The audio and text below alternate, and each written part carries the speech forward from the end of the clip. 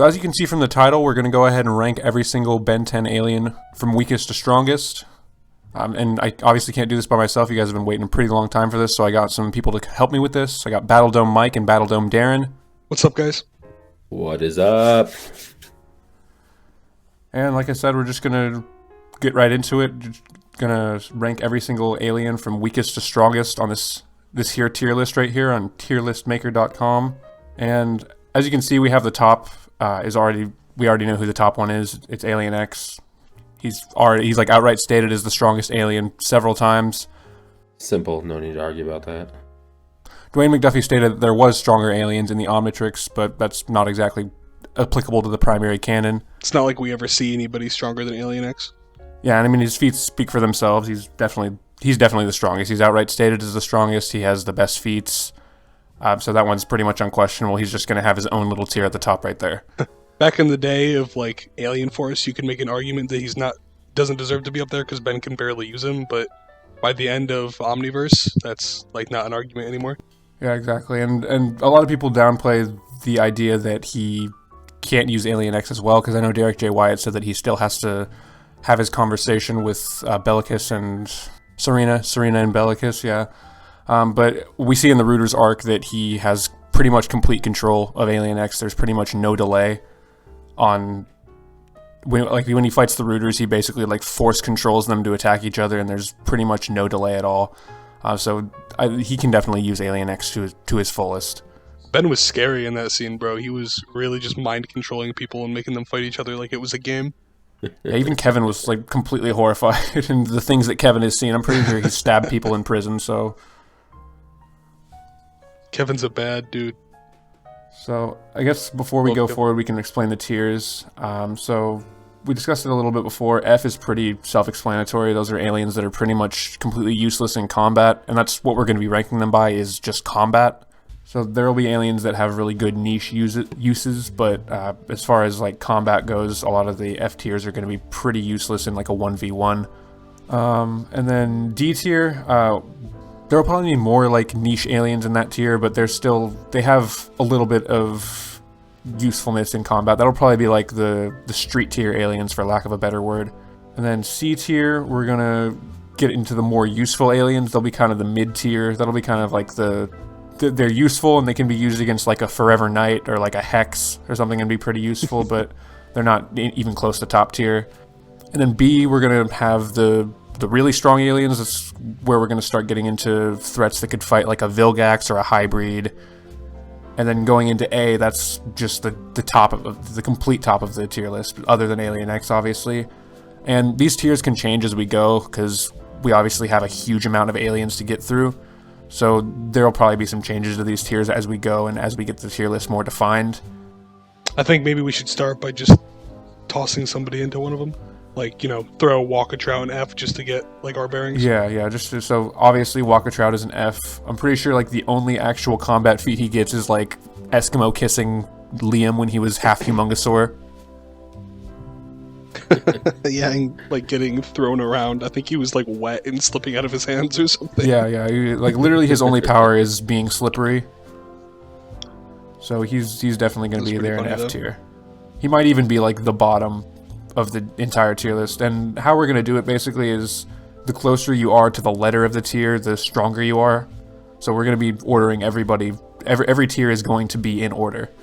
And I guess for a good D tier would probably be someone like Wild Mutt. Yeah, that makes sense to me. He's got his niche uses, like his senses and everything, but he doesn't really have that many very good feats. He's a good tracker. His infrared sight and stuff. Yeah, and he definitely has he would definitely be stronger than like a human being, obviously, but in terms of like the threat level of an alien in Ben 10, he's not really that special. I mean, Vulpamancers are literally like fodder in the Null Void that pretty much anybody with alien powers can fight. We should put Ditto in D tier also. Yeah, I could see Ditto being in D. Yeah, he literally just has his cloning. So do you think he would go below Wild Mutt? I think so. I think like one Wild Mutt could be a couple of Dittos. Yeah, I feel like he would probably get made into a chew toy. I know that he did eventually... Even though he's got the wacko voice. Yeah, that's his main power, really, is having the wacko voice. I do know that there was one point where I think it was like 3 Dittos were able to overpower Fistrick, who is technically superhuman, but in terms of actual combat, he really doesn't have enough feats to say that he'd go above Wild Mutt. Fistrick guy had a cool design, but he was too much of a knucklehead to be like any more than a throwaway villain. Yeah. Except for the Bro episode. He was really good in the Bro episode.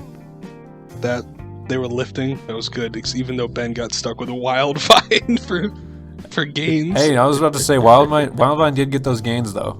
He's probably like a C tier alien. Yeah, I would say that Wildvine would probably be a pretty good C tier. Let me see if I can find him in here. Wildvine didn't even make the list. He's in the bottom. Oh no, there he is, all the way at the bottom. All the way at the bottom. Yeah, so I'd say that he'd probably be a pretty decent. He's got the seed bombs. He's got the stretchiness. I remember there was that one weirdly impressive scene where he like burrowed under the ground with the Yenodushi, the Blitzwolfer. Oh yeah. I was gonna say we could put like Snarrow and Swampfire on now because they're both sort of similar to Wildvine. Okay, yeah. So I feel like Snarrow would probably be in the same tier as Wildvine, just a little bit weaker. He basically has like all the abilities of Wildvine, but Wildvine just has like more versatility with the plant control. And his grenades. It's funny which aliens just have like real weapons. Like Wildvine has grenades and Ultimate Humongous Sword shoots missiles out of his hands. Yeah, I think it was explained as like fractured bone spurs or some shit like that, but I've never seen a bone that explodes upon impact. Yeah. And then, do you think Swampfire should go in B or just higher C? I think for now we'll put him in B because I feel like Swampfire is definitely way stronger than Wildvine and Snarrow. Snarrow does get that weird sauce against the Yenodushi or the Blitzwolfer where he dodges his sonic howl after it was fired, so you could technically make an argument that he's faster than sound. It's true. But I think Swampfire is definitely at least that fast. Oh yeah, I think he's at least that fast, and he gets some wacko strength feats, like when he tips over the hybrid weather tower. Yeah, that was pretty cool. You had to use leverage for that, but I thought that was... Alien Force is so good because it shows that Ben is actually intelligent for stuff like that. Like, if he was as dumb as he seems in Omniverse, I don't know if he'd done that. Yeah, he can definitely think on his feet. Good job. Honestly, now that the list is forming a little bit, I think we could stand to have an S tier, but we'll probably wait to see how the tier list fills out before we add another tier. But yeah, I think Swampfire is a good defining member of the B tier.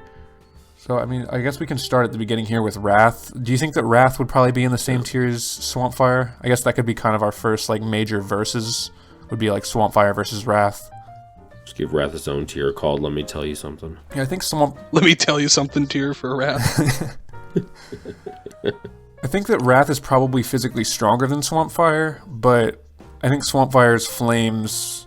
I mean, you could honestly argue that he just knocks him out with sleeping gas, but that would be more of like a versus comparison rather than actually ranking them in terms of power. Yeah. I think in like a room full of guys, Swampfire clears them faster than Wrath does. Yeah, I could definitely see that, but I definitely think that Wrath is physically more powerful, but I think Swampfire just has more going for him with the flames and plant control and everything. And his vines, well, honestly, his vines could probably just restrict Wrath, because they were able to do that to Vilgax and a hybrid commander, which I think are both stronger. Yeah, I think those are both stronger than Wrath, so definitely. For now, we'll keep him under Swampfire, but he's still a solid B tier. And we need somebody in A. I think Feedback like, could probably stand to be in A. He's probably, besides Alien X, I would say he's probably is he the strongest energy manipulator on the list? He probably beats Chromostone. I don't know if, well, I mean, he's got that Big Bang feat. So. Well, I mean, he straight up was stronger than Chromostone, if I remember correctly. Like, because Chromostone had no chance of absorbing the Annihilarg's Big Bang, like you said. And energy manipulation is literally Chromostone's bread and butter, and Feedback was able to just straight up do it better. Yeah, I was gonna say maybe Upchuck, but I don't know if Upchuck can swallow an Annihilarg. Yeah, I don't think so. I think there was a statement, I can't remember who it was, maybe it was Derek J. Wyatt, that said that Upchuck could eat a Chronosapien time bomb, but I honestly don't know how seriously we want to take that. He also said that he could eat a Celestial Sapien, so I don't know how seriously we want to take those, but I feel like Alien X could warp himself out. Exactly. Like, even if he did get eaten, he wouldn't get, like, digested and turned into energy. Yeah. So I think that being said, we'll put Chromastone in A tier, but still below Feedback. Chromastone seems kind of like towards the bottom of A, Alien, or maybe even just at the very top of B. He's up there in terms of energy manipulation, but as far as, like, physical strength, he got pretty whooped on by Vilgax. And then I think we'll wait for Ultimate Gray Matter, because I know we talked about it off recording, but he did beat Upchuck, who has some ridiculous energy feats himself. And Upchuck will probably be a hard one to rank too, because he has that feat against the sub-energy where he devours it and completely digests it and converts it into energy when it was stated by Grandpa Max to be 20 times stronger than our sun, or the energy itself was more powerful than our sun. Skyfather Upchuck. Upchuck's just unreasonably strong in that one ability, but physically he's kind of nothing. Yeah, in that same series, during the Secret of the Omnitrix movie, Myax was whooping on Upchuck pretty hard, and she's a member of Vilgax's species. I imagine she's still way weaker than Vilgax. So he's kind of like an extreme version of Chromastone. I think we could probably just toss Upchuck in, like, low C tier. Really? I honestly think he might be a little bit higher, because, I mean, he did stalemate Chromastone pretty well. That's true, because they were firing back and forth. I think he could probably be in B tier. But we'll probably wait on Upchuck since, like I said, I think he'll probably be one of the harder ones to rank. It's true. I feel like Wrath just beats the hell out of Upchuck. But you're right, there's somebody like Chromastone and him, because their energy manipulators are pretty even. Yeah, like, Upchuck's more of like a countering, like, alien where he can counter energy manipulators, but he wouldn't be able to stand up to even, like, Swampfire or Wrath, in my opinion. I agree. No, not at all. So we'll wait for Ultimate Gray Matter since he has that energy manipulation, or that energy beam that he can shoot from his third eye, which overwhelmed Upchuck when, like I said, he consumed an energy that was 20 times the power of our sun. So I imagine he'll probably end up in A tier, but I'm going to wait to rank him. Spider Monkey, I feel like he would be a C tier. I feel like he might even be above Wildvine and Snarrow. I think he's definitely stronger than them. Yeah, I think he's, like, physically more powerful than them. I remember in the Ultimate Kevin arc, he literally, like, baseball hit Kevin into, like, a different city block with a light pole. I love this show. And then there was, like, and then he also has his webbing, which there have been a lot of aliens that have broken through it, but I remember specifically that he was able to catch Brainstorm in his webbing. And then there was the scene where, I can't remember what it was, but they were falling from the atmosphere, going at terminal velocity, like to the point where they were igniting, and his webs were still fast enough to tag a ship that was falling at the same speed. So even taking into account, like we said, that Snarrow's possibly faster than sound feet, Spider Monkey would still be able to match that with the speed of his webs. Yeah. Spider Monkey got a lot of play. He's one of the more useful ones. Yeah, he's a little versatile. Level. Yeah, I feel like he might be, like, one of our, like, kind of bases for C tier, because he's definitely above, like, what we were saying, the street tiers of D, but in terms of, like, actual power, he'd probably be, like, up there with not to make a comparison, because I know Dwayne McDuffie stated that he was stronger than Spider-Man physically, and I'm not saying I agree with that, but I feel like he would be more in that level of, like, superhuman. Yeah, definitely the type of guy that could, like, bring the house down, but he's, still physically inferior to somebody like Wrath, pretty clearly. Yep. And speaking of bringing the house down, Kickin' Hawk, he actually has that feat when he was playing soccer with the Kennecelleran kids. He kicked a soccer ball into, was it Packmore? I think it was Packmore's building, which was 2 stories. And he kicked the soccer ball into it so hard that it collapsed. Good job, Kickin' Hawk. You're ruining poor Packmore's life constantly. Right, Ben Tennyson really is, like, the biggest scourge against small business owners in America, I feel like. You need to have Ben 10 insurance. Insurance companies just rate him as a natural disaster. See, I was almost thinking about putting him in C tier. I don't think he's better than Spider Monkey. You don't think so? No. I just don't know of a strength feat that Spider Monkey has to match literally just, like, collapsing a building by kicking a regular soccer ball into it. I would argue that hitting Kevin like that is better than the soccer ball feat. That's true. Yeah, I mean, he did like literally launch him into another city block. I still do think that he belongs in C tier. I don't think he belongs in like a more street level tier with Wildmutt and Ditto, because I feel like he just completely destroys them. So do you think maybe he would be? Where do you think? I guess we can go, since we do think probably he's a little weaker than Spider Monkey. And I think Spider Monkey has better speed feats and, like you said, probably strength feats than Kick and Hawk. But how do you think he compares to Wildvine? What do you think, Jugs? I think Wildvine versatility is hard to argue with against Kick and Hawk, but like for overall raw power, I would probably give it to Kick and Hawk. Didn't Kick and Hawk get bodied by Rook Blanco's teacher?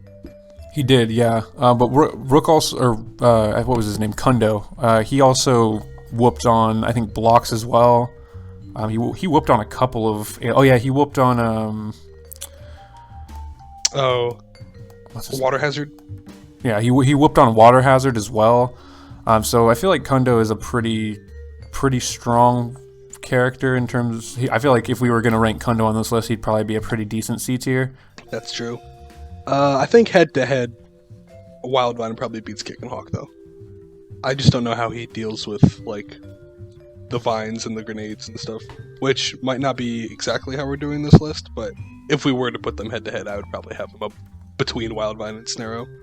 And if we did want to make a comparison in terms of like Wildvine's seed bombs versus Kick and Hawk's durability, Kick and Hawk was able to tank a hit from one of the mana golems, which they can be a little bit inconsistent, but those same mana golems were able to punch out Kevin when he had his Ultimate Alien mutation, not Ultimate Kevin, but the one where he had all the minerals on him. And that was a version of Kevin who has probably Kevin's best durability feat outside of mutations, where he tanked the uranium landmines back to back. That was hilarious. He was getting bounced around really badly. Yeah, and it honestly is one of Kevin's better feats, but then Kick and Hawk also got kind of whooped by Steel Kevin and Omniverse.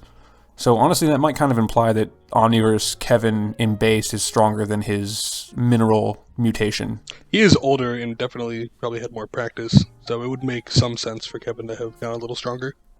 But if we, like you said, I think if we are going head to head, I could see an argument for Wildvine just dragging.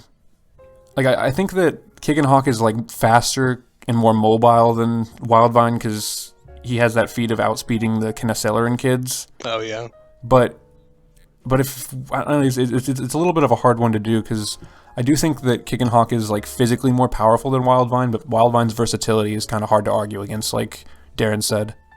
I think it's like the Swampfire and Wrath argument where we have Swampfire above just because he's more versatile. So you could probably do the same with Wildvine and Kick and Hawk. Yeah, I think that's fair. I think we'll put Kick and Hawk between Wildvine and Snarrow for now. That could obviously change as we go, but I think that's that's a pretty fair comparison to make. What is this guy's name? I always forget him. Amphibian. How many times does he even get used in this show? Like 3? Amphibian? Yeah, see, Amphibian's a hard one because he has some really good feats in Ultimate Alien. I remember he was the only one of the Andromeda 5 that was actually able to, like, fight against base Agrigor, and I think he even overpowered base Agrigor's Staff Blast at one point. He's also immune to mana, I think. No, that's Terra Spin. Oh, He's right, immune to mana. Galapagus. Yeah, we're actually doing him next. And then Amphibian also has a feat against Ultimate Swampfire where he shocks him so hard that he has to transform into Nanomech just to escape. So I think there honestly could be an argument for him being over Swampfire, but like you said, he has such a lack of appearances that it's kind of hard to make that argument. I could see him maybe like still being in B tier, but probably not above Swampfire just because he like beat him that one time. I still think lack of feats pulls him down. And since we're on this conversation, I do think that we should put a lot of caveats on Ultimate Alien feats, because that series can be really, really inconsistent. That's fair. We talked off camera earlier about Ultimate Alien, how Gwen and Kevin get kind of jobbed out a lot to make Ben look more impressive. And that happens a lot with a lot of different aliens where their strength feels kind of inconsistent. So I do think that, like you said, Amphibian could be in B tier, but his lack of quantity in terms of feats kind of keeps him from being above Wrath and Swampfire, because Wrath and Swampfire are pretty consistently like mid to high tier aliens. I also think that of Ben's ultimate aliens, with the exception of maybe Big Chill, I feel like Swampfire gets the smallest power increase. Somebody like Humongousaur versus Ultimate Humongousaur is a pretty clear power jump. And I agree that Swampfire's like ultimate form is more powerful, but like really how much more powerful? Feels more like a design change than an actual power increase. And I think he's ugly too, which he loses points for. Pass.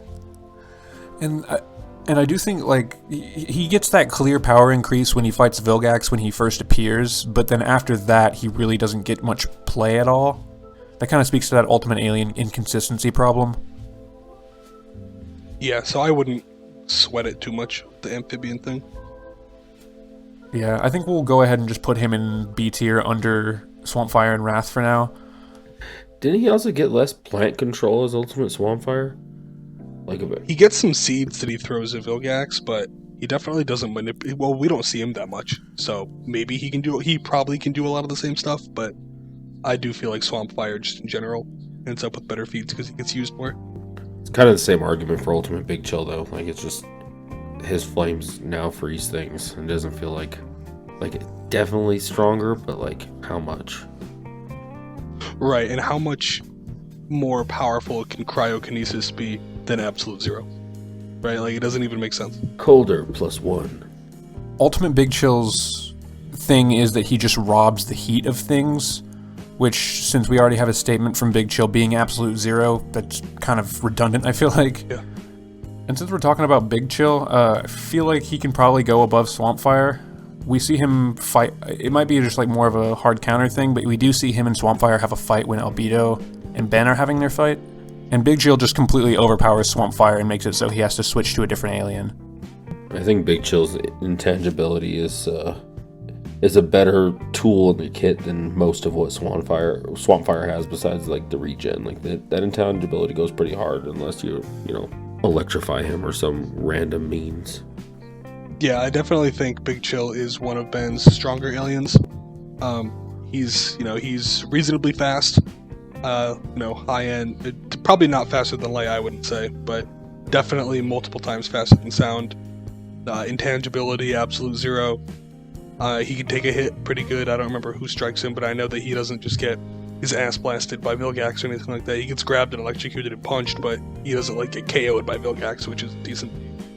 And plus, Big Chill's a mommy, and we respect mommies here. Big Chill's a MILF.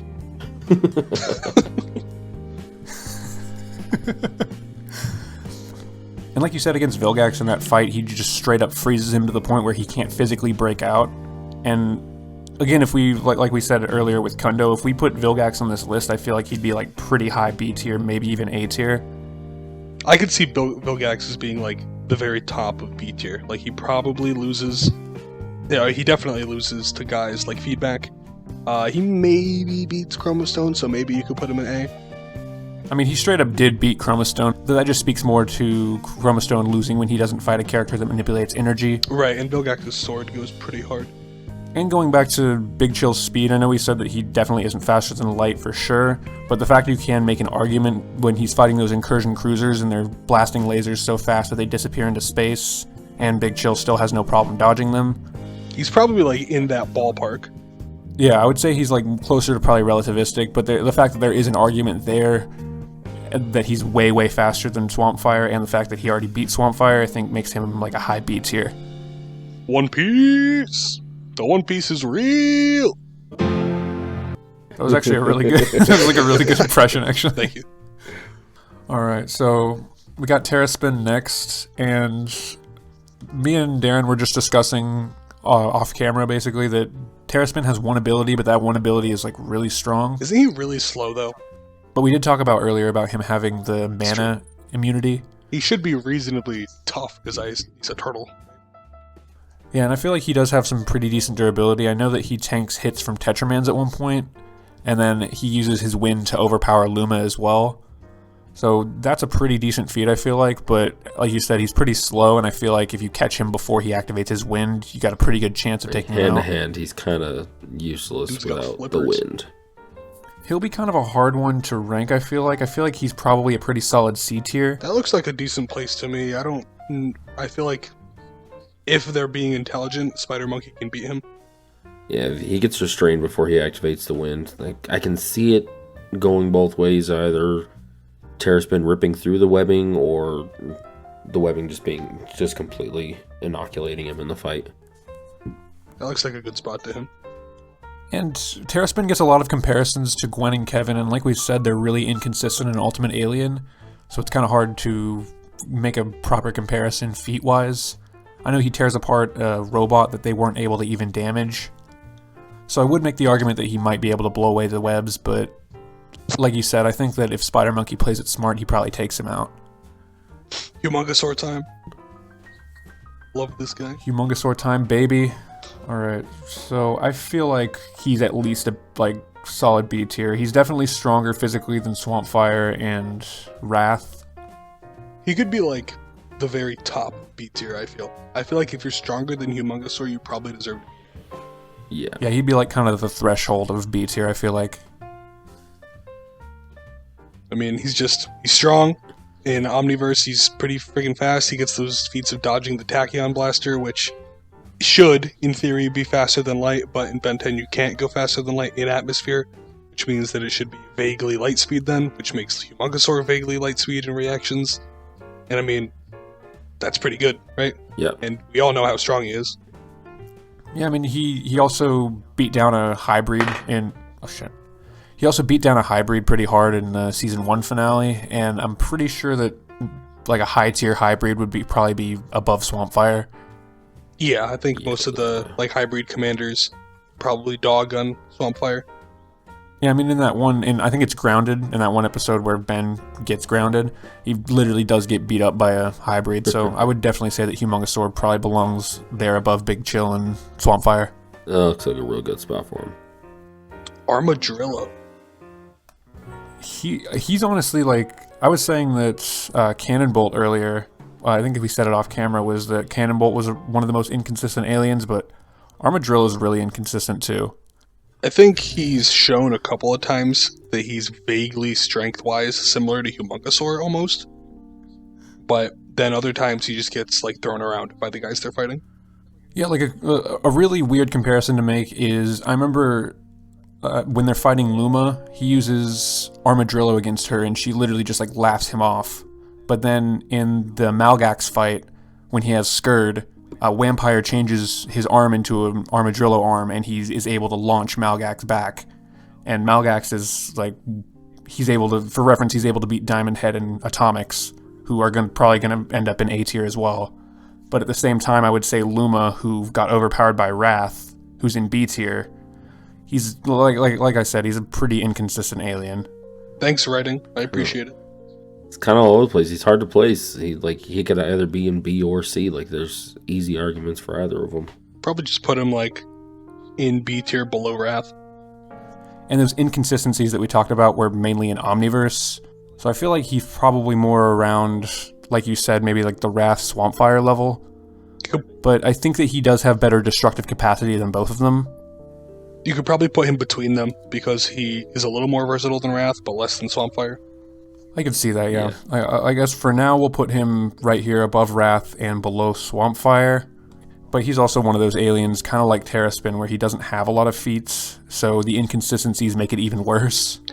I'm glad that in Omniverse we got to see more of a handful of aliens. One in particular being Benwolf, who I guess got his name changed to Blitzwolfer. But Ben literally only used him one time, or maybe two times, in the original series. Never in Ultimate Alien or Alien Force. And he just started using him a bunch in Omniverse, which was cool. And since we're talking about him, I guess we can go ahead and rank him. And he's one of those aliens that Ben was able to fight, like I was mentioning earlier, the Yanodushi. He was able to fight them as Wildvine, and he kind of whooped on him as Wildvine, so I feel like he's definitely below Wildvine for sure. And I also kind of feel like Kick and Hawk would take him out as well. That seems like a good spot for him. He's, got those sonic attacks. He's pretty quick, but I definitely don't think he's physically better than Kick and Hawk. Yeah, that looks... And he also had the ability to rip through Snaro's bandages, like we see that when they fight each other, so I feel like he could probably take out Snaro if he's able to tag him with the Sonic Blasts, but like we said, Snarrow is able to dodge them, so they're kind of, I feel like, they're pretty relative to one another. Yeah, that looks like a good place for him. While we're talking about the 2 Halloween aliens, and it is October, we might as well just get Ben Victor out of the way, whatever he changes his name to. Yeah, Frankenstrike. See, he's weirdly strong, I feel like. I know we did a battle, I think it was a battle between him and Shock Squatch on TikTok, and that kind of made me realize how strong Frankenstrike really is, like, physically. Yeah, he's pretty mighty. Like, he was able to tear through the Tekadon battle mechs, which in Ultimate Alien we see that they're obviously not stronger than Wrath, but they're able to fight with Wrath pretty well, and Frankenstrike just tears through them like they're tissue paper. I feel like he's probably a little physically stronger than Swampfire, too. I think so too, because, I mean, I remember it almost being inexplicable when he came back in Ultimate Alien and they were treating him like he was some Thanos-level threat, even though he was like a henchman in the original series, but they were treating him like he was like the end-all be-all, like, mass weapon. I'm trying to remember how they beat him. I know Ben used Heat Blast in that episode. He, like, melted his feet to the ground or something. I think they melted metal above him, and the metal fell on top of him and hardened. Mobilized him. Yeah, which is something that Ben 10 does a lot, where they use leverage. Like, Heat Blast did the same thing against the Dagon Herald version of Vilgax, where he, like, sunk him into the ground and made it so he couldn't break out because there was no leverage. But obviously, like, Dagon-empowered Vilgax is, like, Planet Plus level, so... Way stronger than Heat Blast. Yeah, they really exaggerate leverage, I feel like, in the series a lot. I could see Ben Victor just going, like, around Swampfire. Or Frankenstrike, excuse me. And plus, Frankenstrike is able to one-shot Ultimate Alien Force Kevin, too. And he has, a weirdly, inexplicably good speed feats. There was one point where he was able to attack Accelerate's Blitz. He literally had his back to Accelerate, and Accelerate was trying to blitz him, and he turned around and just tagged him like it was nothing. And Accelerate has lightning dodging feats. Yeah, so I feel like that's a pretty crazy speed feat for him. I would say he probably goes above Swampfire, but I don't know if I see him necessarily breaking out of Big Chill's ice. He could do it with his electricity, like Vilgax did with his optic beams. But in terms of, like, actual usability and, like, raw power, I would say that he's still below Big Chill. Yeah. And I think Big Chill's faster than him.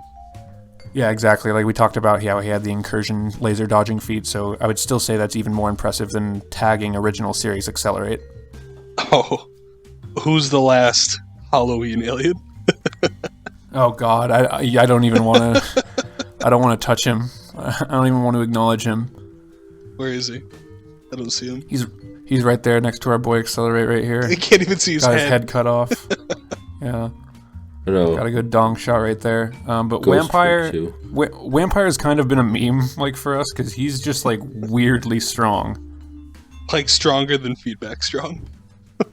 So inexplicable. Like, it just makes no sense why this one random jokey alien is one of the most powerful aliens in the Omnitrix. We see him, like, 3 times, too.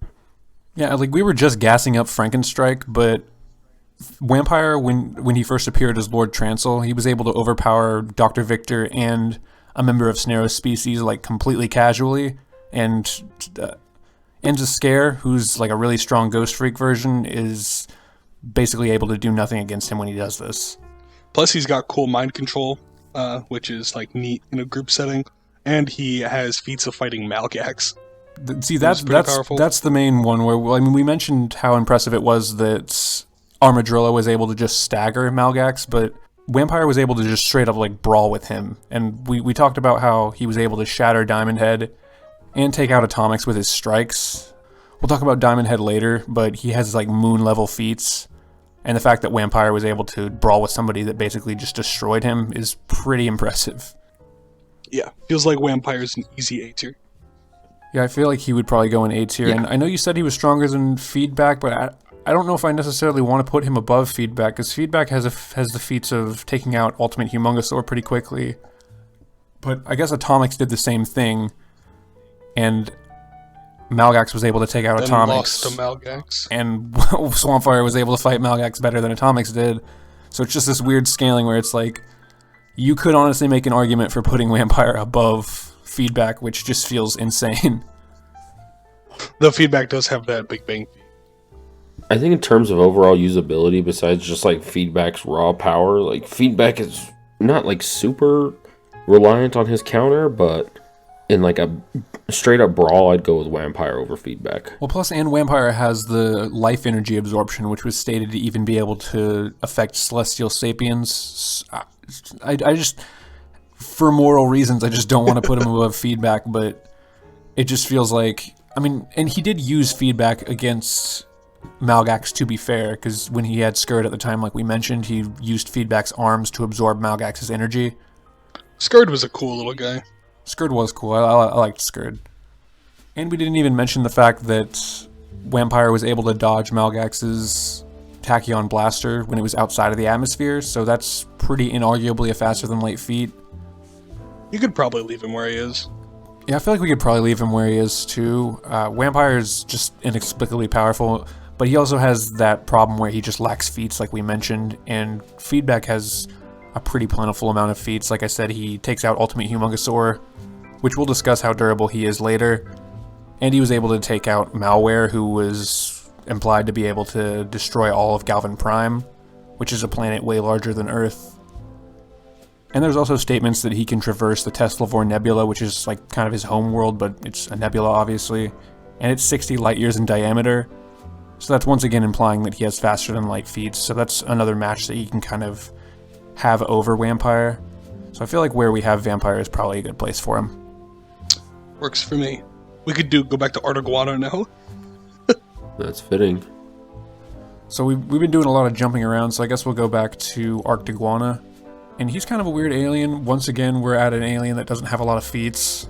He does have that feat of freezing future Vilgax in the original timeline, which obviously that Vilgax would be weaker than Ultimate Alien Force Vilgax, but it's still a pretty impressive feat.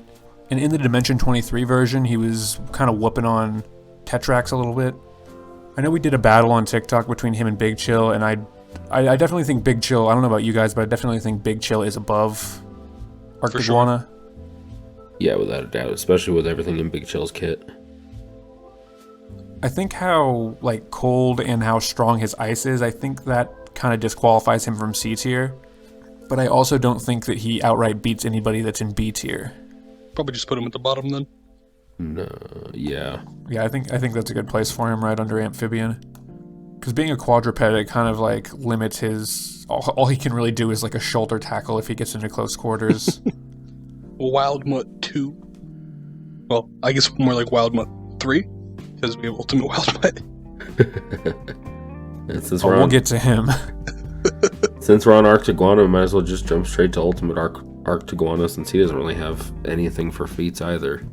Yeah, like the only thing he does, I'm pretty sure, is summon like large structures of ice to throw at people.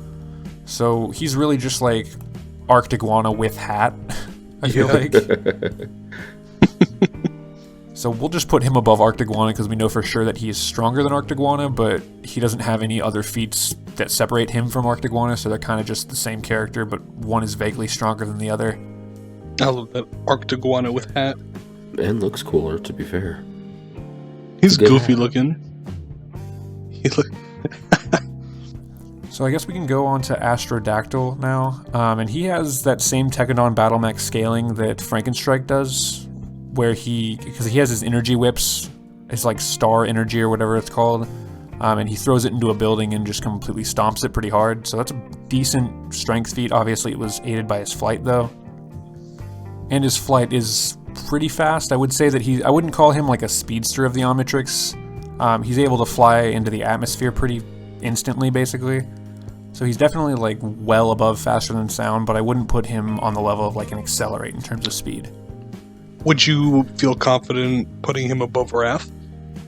I don't know, because I feel like Wrath, that's a pretty hard one, because if they were to have a fight, obviously Astrodactyl has the mobility advantage, but that's more of a comparison than it is like a power ranking. Like if Wrath gets hands on him, Astrodactyl's done. Yeah, I feel like I would agree with that. So I feel like he might be... I feel like more of a fair comparison would be between him and Amphibian, maybe? That seems reasonable. I feel like they both have the electricity and the flight, so they're pretty comparable. And Amphibian's just like a hard one again. Like, he doesn't really get many showings outside of like the 2 really good showings that he has in Ultimate Alien. And Astrodactyl's kind of in the same boat, but he's also faster and seems to have better physical strength. It seems like a good spot for him right where he is. Yeah. He's got everything Amphibian really has, and he makes much better use of it. Always considered him worse Jet Ray, but he might be better. Amphibian also does have his intangibility too, so I think I might be a little bit more comfortable with putting him below Amphibian, but above Arctiguana. What do you think about that? I don't think anybody should go below Arctiguana on... Yeah. Yeah, I feel like Arctiguana is like kind of the bottom of B. The only reason he's not in C is because his ice is just... Like, anybody that's in C right now, his ice would just take them out instantly. I think this is probably a fine place for him then, because like intangibility, as we said for Big Chill, goes really hard. So it should put him above Astrodactyl, or Amphibian above Astrodactyl, so then Astrodactyl can go right where he is. Alright, so we're back to the big boys now. We got Gravitack. This one's a bit of a hard one, I feel like, too. I feel like whenever Gravitack really got going, he proved that he was one of the best aliens that were like a go-to, not an instant win, but like could really be relied on. I think he has a problem with like physical stats, because I know there was a point where Armadillo did defeat him so I think he has a bit of a durability problem, but his gravity is pretty insane.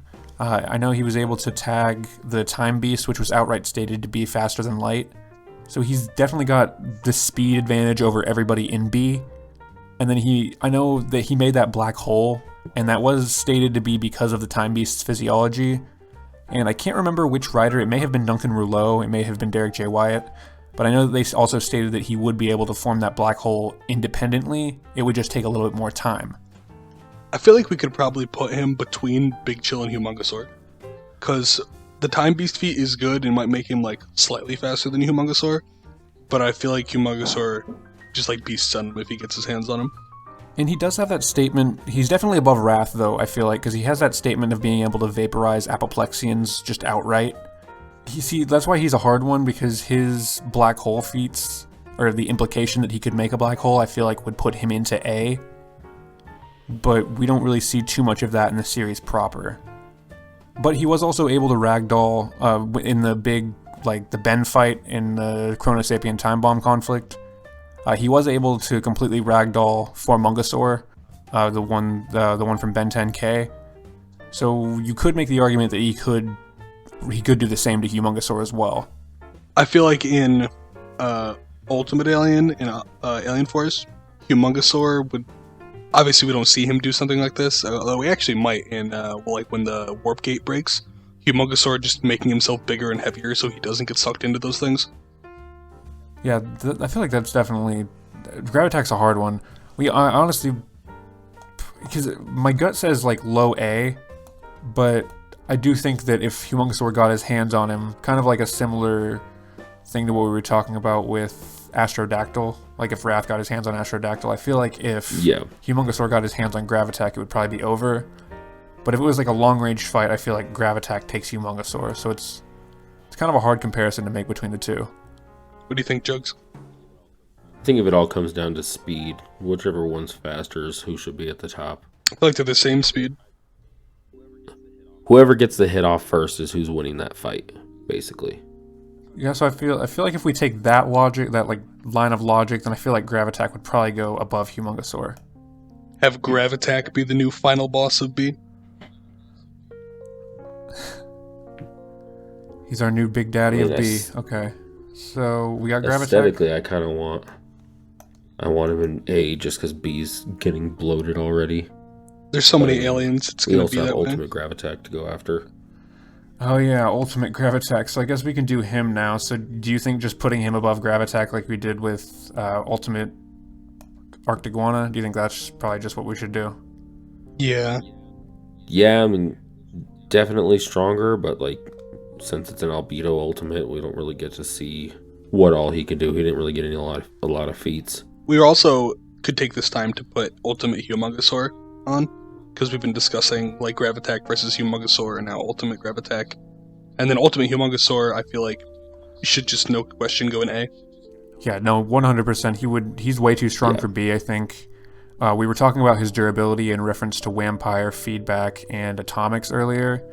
And obviously we know his durability feat is no-selling the Ascalon Sword, which when the user lost control of it was able to destroy the Incursion home planet.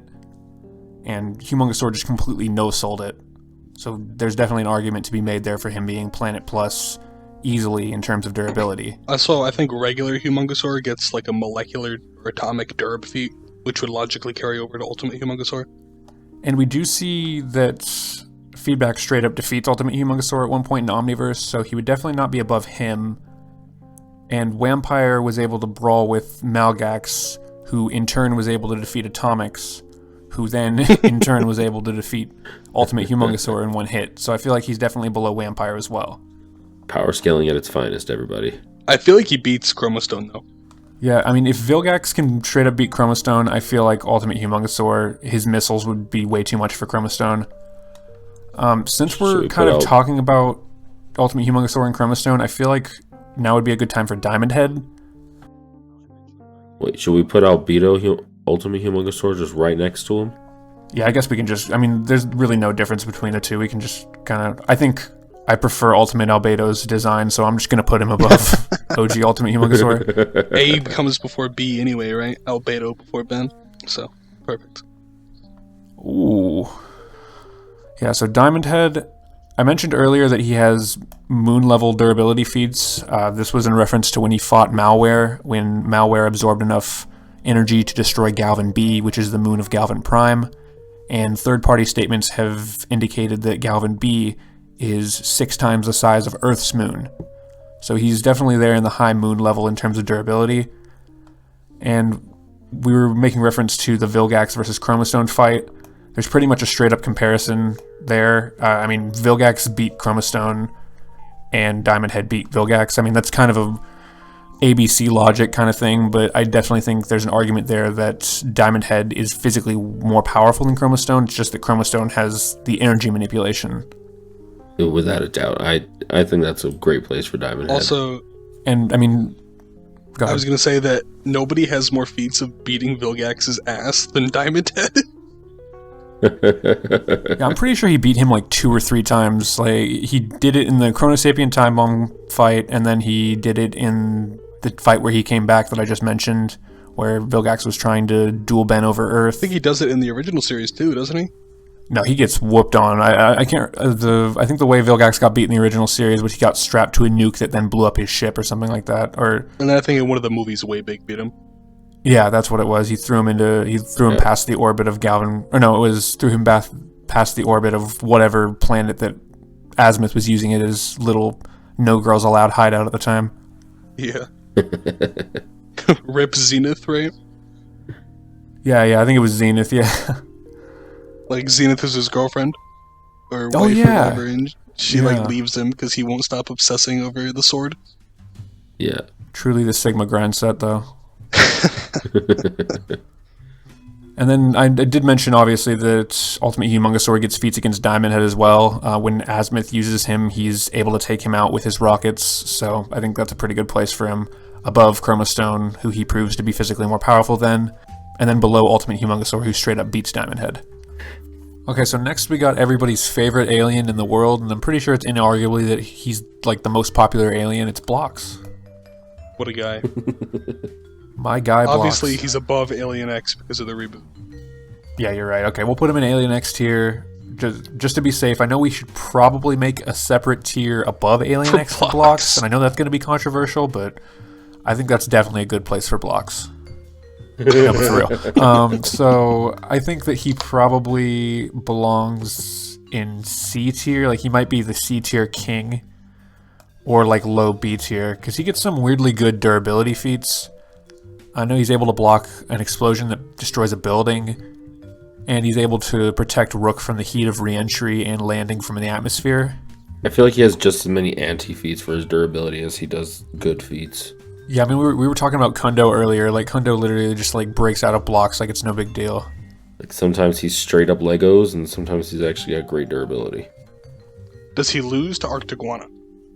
I feel like he does. Like, I don't really see a way that, like, Blocks breaks out of his ice unless we think that Blocks is stronger than original series future timeline Vilgax. No. Probably not. So that's why I definitely think he belongs outside of B tier. So I think the real argument, because I think he beats Terraspin for sure.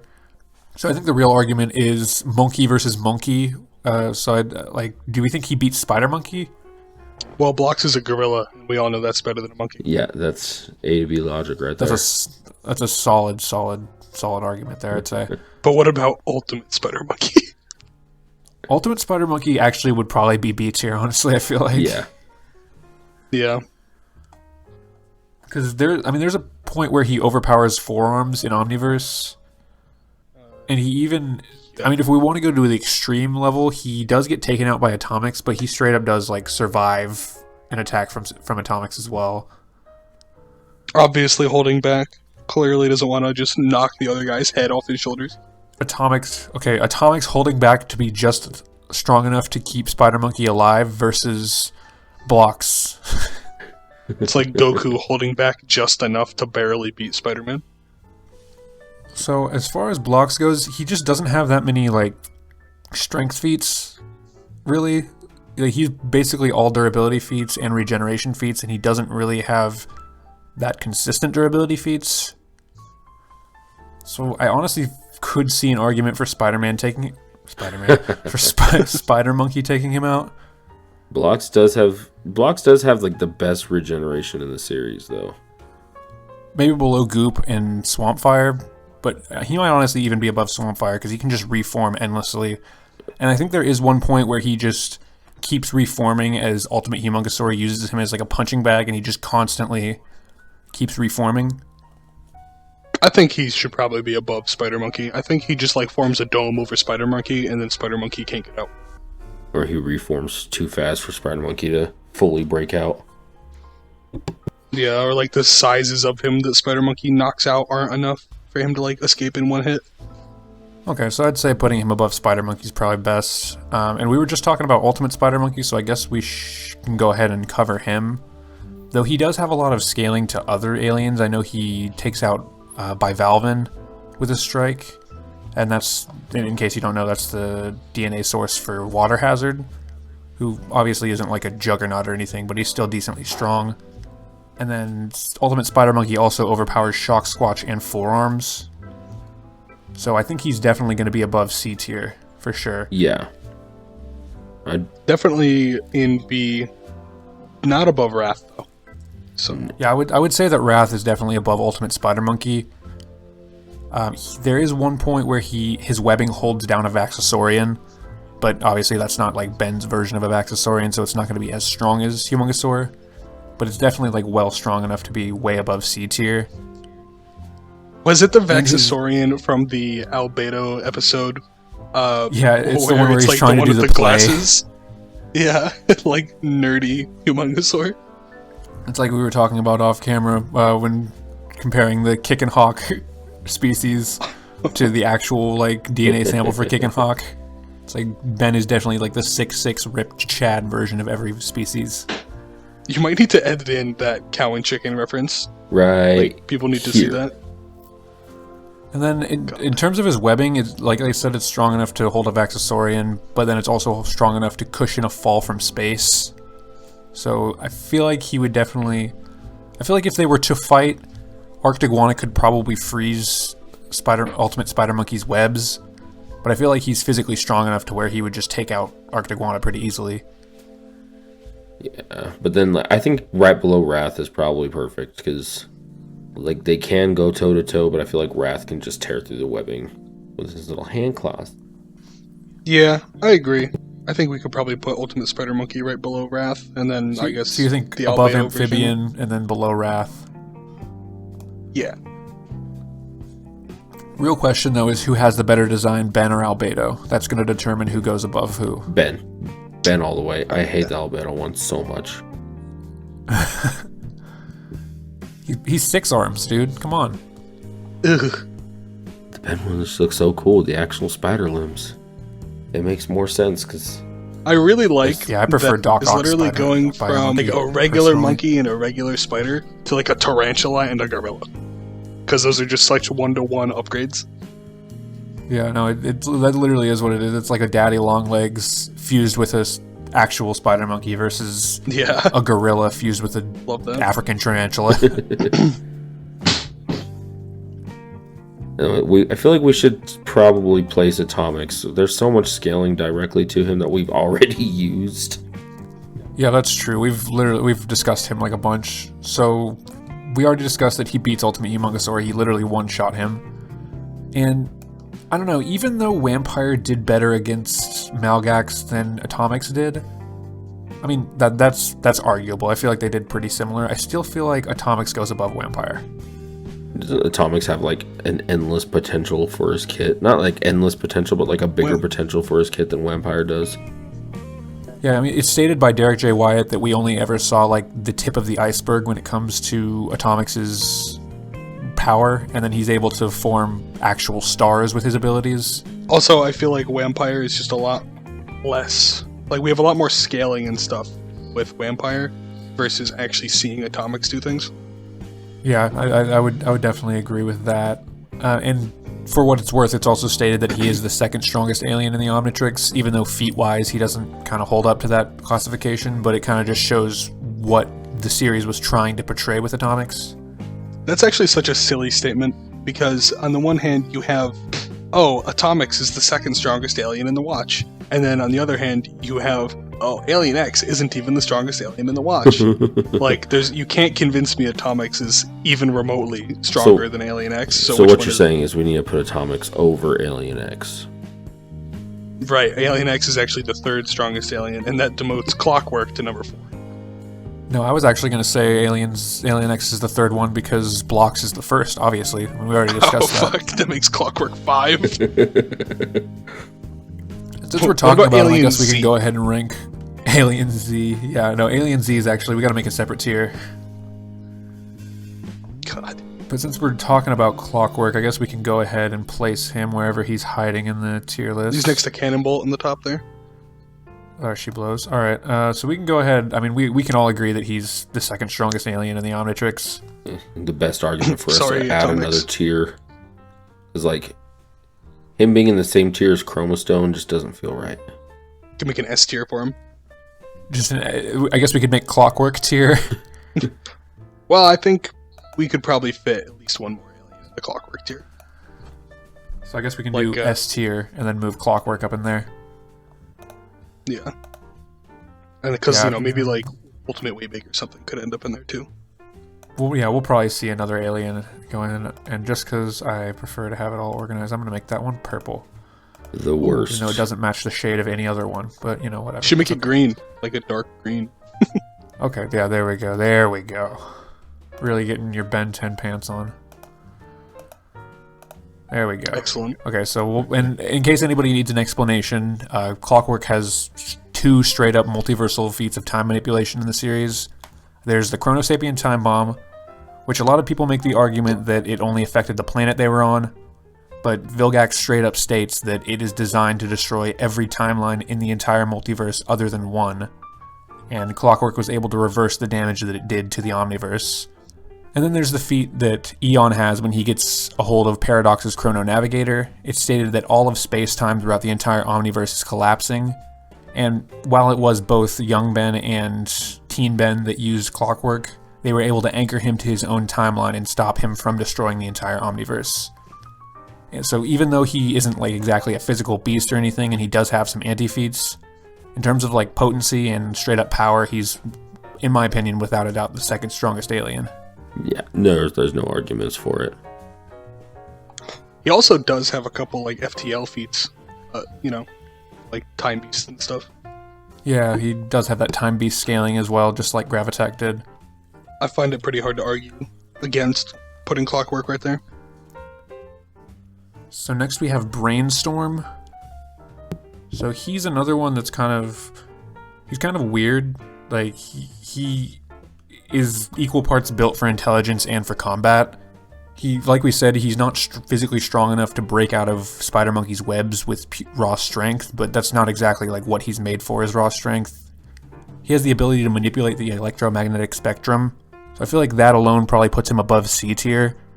He was able to lift like an entire train and rip the tracks off of the ground to block in the pyroxivores in that one weird Ultimate Alien episode. But he doesn't get a lot of combat feats. Like I know he beats Ship at one point, but that's really all I can remember he does like that's super impressive. Other than being like a big brain asshole to Azmith and stuff. And having, what was it, like a 30 nonillion IQ or something? Yeah, it was like a 1 nonillion IQ, which I don't even know. Like, that doesn't even make any sense. Like, at that point, I feel like IQ points are probably just irrelevant. And he's just making numbers up to make Azmith feel bad. He introduced Azmith to the puke fetish. He did actually beat Big Chill at one point. I don't know if he necessarily beat him, but he did enough harm to him that I think this was also in the Ben versus Azmith or Ben versus Albedo fight. He's able to harm Big Chill to the point where Big Chill has to transform back into a different alien. I can't remember who it was. It may have been Echo Echo. So that's another point in his favor, I feel like, for his output. And then he also has force fields that are able to block hits from Ultimate Cannonbolt, which we'll get to him later. But he doesn't really get a lot of combat feats, like I said. That's like pretty much it, is like beating Ship. His claws can snip Spider Monkey's webs, but he's, like I said, he's not strong enough to. And he has electromagnetism. He has like kind of diet Magneto powers. Seems like a B tier to me. Yeah, I think he would probably be like low B tier. Do you think he goes above Arctiguana? Yeah, he's definitely Without more a doubt. useful than Arctiguana. Yeah. So, but I also feel like Astrodactyl would be fast enough to just like scoop him up with a whip and just like throw him into the ground or something. Put him above late epic Arctiguana. Ultimate Arctiguana. Just launch him and his giant IQ into space. Yeah, I feel like he'll be above Arctiguana. It would be funny throwing him into space because he would throw up again, I'm certain. Oh So no. Bullfrag. The infamously sexy Bullfrag. God. That was a weird episode. So he's kind of, I think he would definitely be C tier. He is kind of on that like weird superhuman level, but he doesn't really get a lot of showings from what I remember. From what I can remember of him, I would probably make him the king of D tier. Honestly. Like, besides being superhuman, he doesn't really have anything in his kit. Like, I can't... Other than exemplifying the Chad. In Omniverse, though, Atea was able to take out Spider Monkey, and Bullfrag was pretty well above Atea, so I feel like that is a pretty good argument for him being upper C tier. You think he's better than Kickenhawk? But like you said, he doesn't really get enough showings. I feel like, just by design, he's really similar to Kickenhawk for me. That they're both sexy. Well, you know that, but also just, they're like, you know, big ripped versions of a other weird race, and all they do is be ripped. So, I could see him like right next to Kickenhawk. I could see that. I just feel like the scaling through Atea probably puts him above Spider Monkey. Just because Atea pretty much one-shot Spider Monkey when they were fighting. But Bullfrag She only loses to Bullfrag because he's handsome. That's true. Yeah. Her knees knocked together and she That's can't fight true. him. That's true. He used the sexy factor against her. I love that he really is like the idea of an enhanced member of a race. Because, I mean, you look at the other incursions and they're just like a bunch of geeks. Yeah, a bunch of incels, and then there's the Chad Bullfrag. So, I mean, is there any arguments to that? Because I just feel like Atea was pretty clearly above Spider Monkey when they fought. With how little we saw of him, we kind of have to rely on that scaling, so I think that's a fine place for him. Yeah, this is okay. He definitely Now, this doesn't is beat blocks. Weird one. Buzzshock? I feel like he does not get a lot of like stuff for us to go off of. How many times do we even see him? I know like a bunch of them are able to power Undertown, and then like dozens of them get no diffed by feedback. They're like a really niche alien. They're just electricity incarnate, but I don't think like a single Buzzshock beats like too many of Ben's aliens. Yeah, I know that there's like a point where he conducts through Spitter's slime in the Ben 10,000, the original one, the timeline, and he hurts Kevin 11,000, but I don't really know, it didn't really have any lasting effects, so that's not really the most reliable feat. And he was able to one-shot 6-6, who isn't really that impressive. Basically just a living taser. Like, the best thing in his kit is he can turn into electricity. I mean, yeah. And he's probably better than Wildmutt, though. I would say, yeah, he'd probably be above Wildmutt. Do you think he's D tier? Yeah, I can't see him beating anybody in C tier. You don't think he beats Snarrow? Besides, like, well, especially not Snarrow, just based on his biology, because I don't think Rags can get electrocuted. See, this is another problem where just Buzzshock doesn't have a lot of feats for us to go off of. I know that when they fought the Megawatts originally, I know that when Upgrade throws, I can't remember what it was, like a trash can lid or something, throws it at one of the Megawatts, it splits them into clones, but I don't think we've ever actually seen Buzzshock do that. And that's the problem, is we don't really have a lot of feats for him to go off of, so I honestly I don't think he's in D tier, because he's not like, I don't know, he might be in D tier. He's just like a niche alien that doesn't really have that many feats or abilities to go off of. I certainly wouldn't ever pick him over another alien, except like maybe Ditto. Especially when there's like a million other electrical aliens that you could use. Ben has so many of those. Yeah, he's a whoops alien. I smacked the Omnitrix too hard. At least he's not Walkatro. Yeah, I guess, I mean, I know they possessed that planetarium in the Megawatt episode and they, like, cracked the Hoover Dam, but, I don't know, like, how impressive is that really? Because it was a multitude of them, wasn't it? Yeah, it was, like, multiple of them, and for the life of me, I cannot remember if Buzzshock actually has the ability to clone himself in the Omnitrix. And wasn't that multitude amped because they were running around absorbing all the electricity they could find? Is why they were at the Hoover Dam. That's true as well. Yeah, I'd just put him there. So I think he's more of a situational alien. In base form, I really don't think he goes past D tier. I could definitely see Snarrow or Blitzwolfer taking him out if they were smart about it. Yeah. Works for me. And now we're on the, like I said, ever inconsistent Cannonbolt. Chad Cannonbolt. I know in the original series it was in the episode, that weird episode with the mushrooms. No, it wasn't the mushrooms. It was that weird cult. That weird, like, Thanos cult that came and wanted to, like, plant the flea seed in the earth or whatever.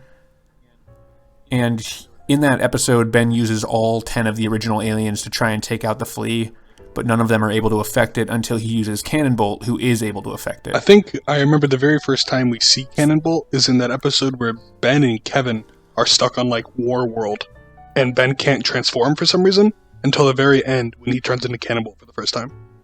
Yeah, and then he whoops on that mutated form of Kevin, who also was above all of Ben's original 10 aliens at the time. So I feel like in the original series, the intent was that Cannonbolt has better output than all of the other aliens. Yeah, Cannonbolt seems like a B alien to me. But also at the same time, in Omniverse, in the Dimension 23 episode, or no, it was in the Mad Ben episode, because Mad Ben turned into Diamondhead, and he beat Ben 23 as Cannonbolt. But also Mad Ben was older at the time, so that could kind of be the reason for it.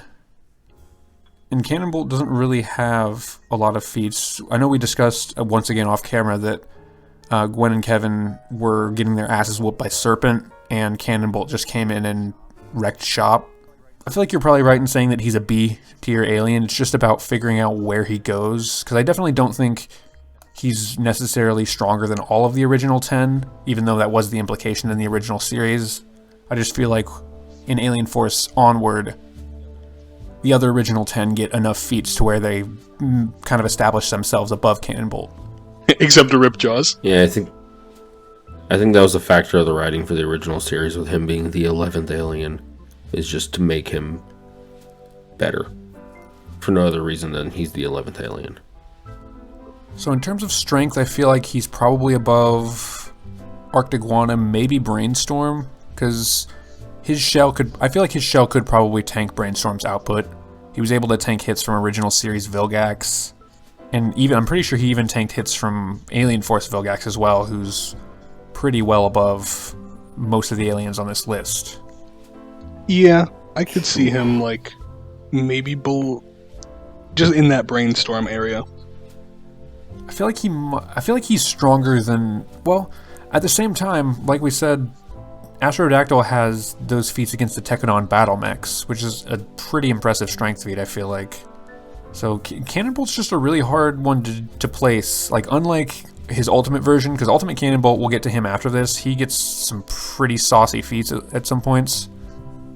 So I feel like he could probably go... For some reason, I want to put him above Astrodactyl just because I feel like he has better durability and possibly better output, because he was able to beat, like we said, he was able to beat down original series mutated Kevin. So I kind of want to put him, for some reason, I see above Amphibian but below Ultimate Spider Monkey.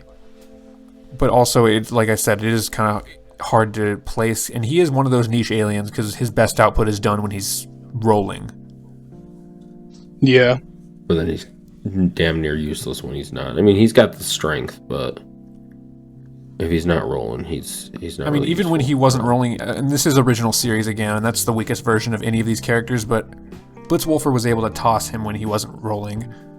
So I feel like he could probably go above Astrodactyl, maybe just above Astrodactyl, maybe below Amphibian, just due to the lack of versatility. Yeah.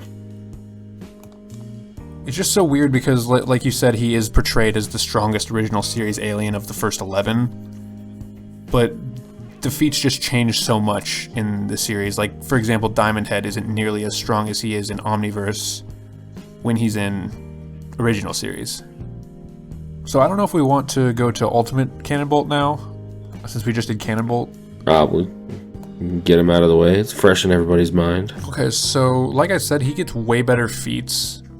Like, there's a point where he straight up... I know it was a kind of a dog pile, because I think Ultimate Echo hit Diamondhead first and cracked his body, and then Cannonbolt came in and knocked him out and turned him back into Ben. So it's not exactly like a solo feat that he had, but it is still pretty impressive. And then he has that feat where he contains energy after energy had just absorbed an entire nuclear reactor.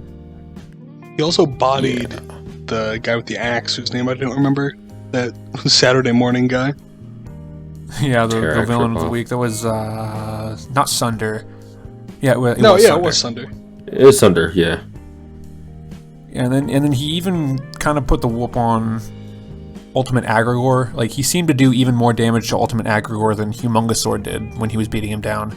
So there's honestly even an argument for Ultimate Cannonbolt being above Humongosaur, but he also doesn't really get that many feats. Like, basically what we just listed, those 3 feats of him knocking out Diamondhead, hurting Ultimate Agrigor, and containing energy after he had just absorbed the core of a nuclear reactor. Like, those are the 3 feats that he gets, and that's pretty much it. So I'm feeling like high B tier. Some of his feats could imply A tier, but I don't think he has enough showings for us to say for sure. Yeah, I was going to say like bottom of A tier, but I think you're right. High B is probably... I don't really a better spot. Do you think that's enough Humongosaur for him to be above Humongosaur? Because I think what Mike was just saying, like, I don't think I feel comfortable putting Ultimate Cannonbolt above Humongosaur just with how little showings he has.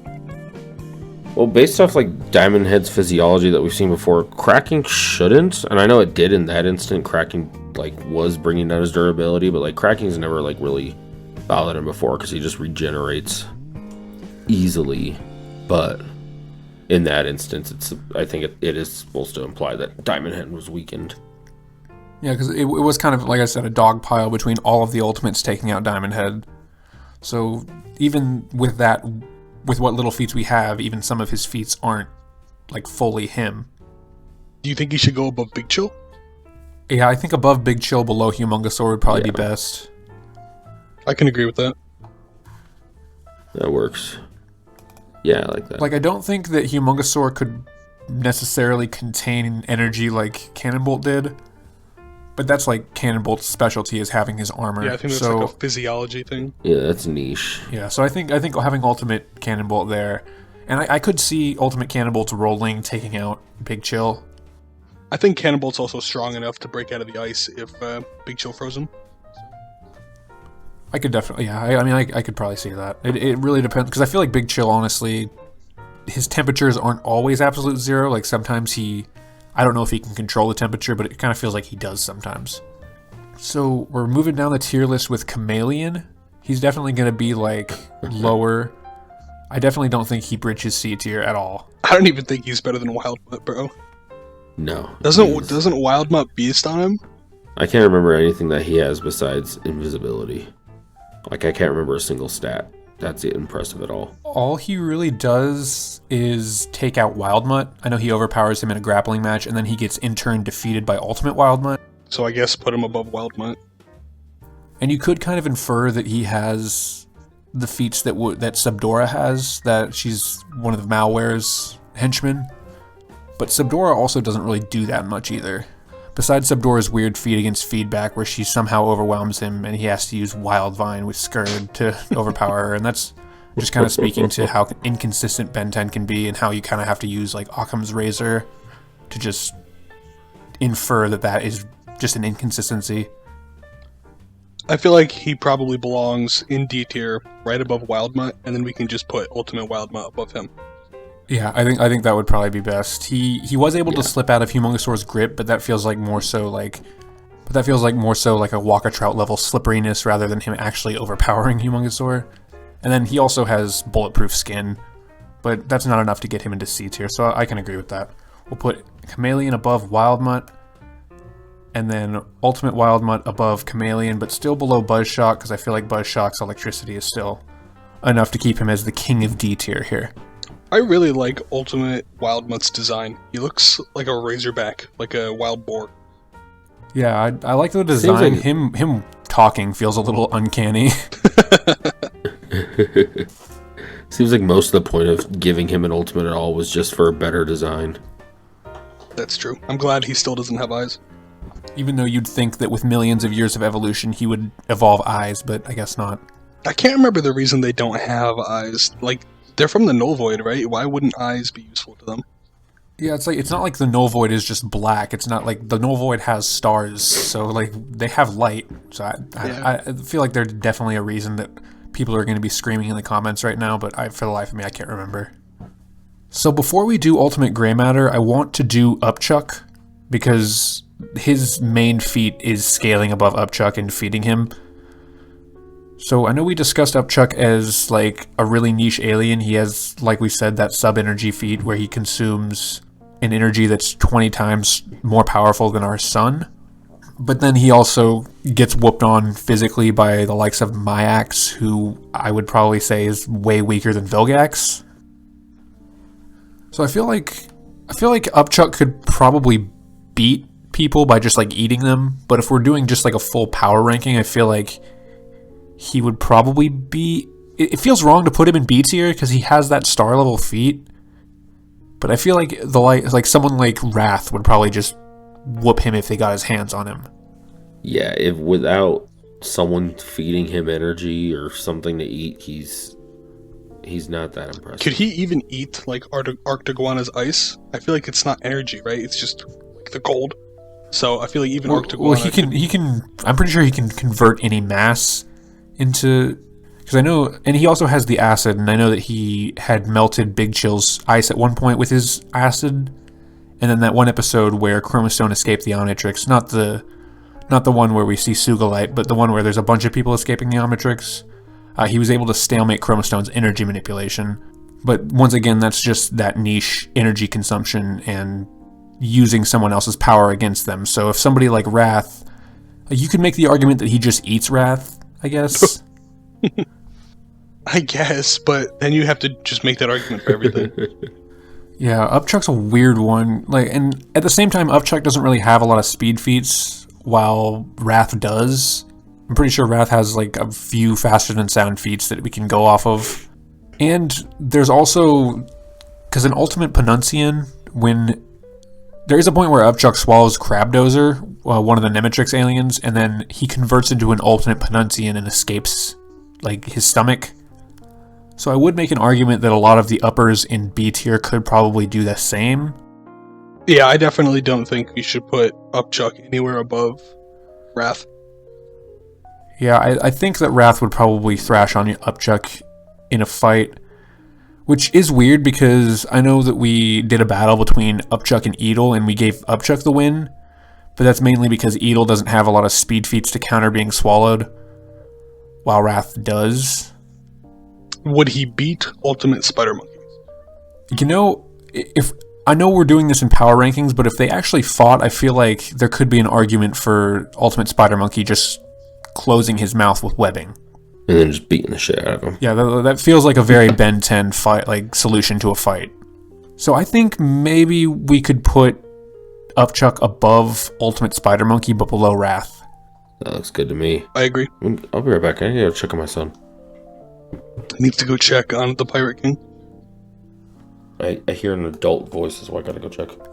So I feel like we might get a lot of shit for this, but as far as like when a character has actual speed and strength over Upchuck, it's hard to make the argument that he could just swallow them. Like, he could probably do that to Armadillo, because Armadillo doesn't have a lot of speed feats.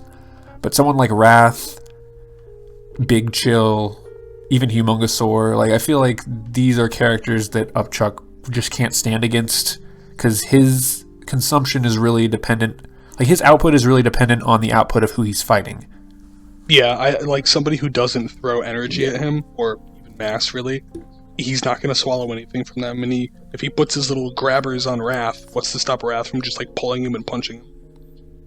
Yeah, exactly. So, even though Upchuck technically has, like, the consumption to be in A tier, I feel like him as, like, a complete fighter, he'd probably be just, like, mid-B tier.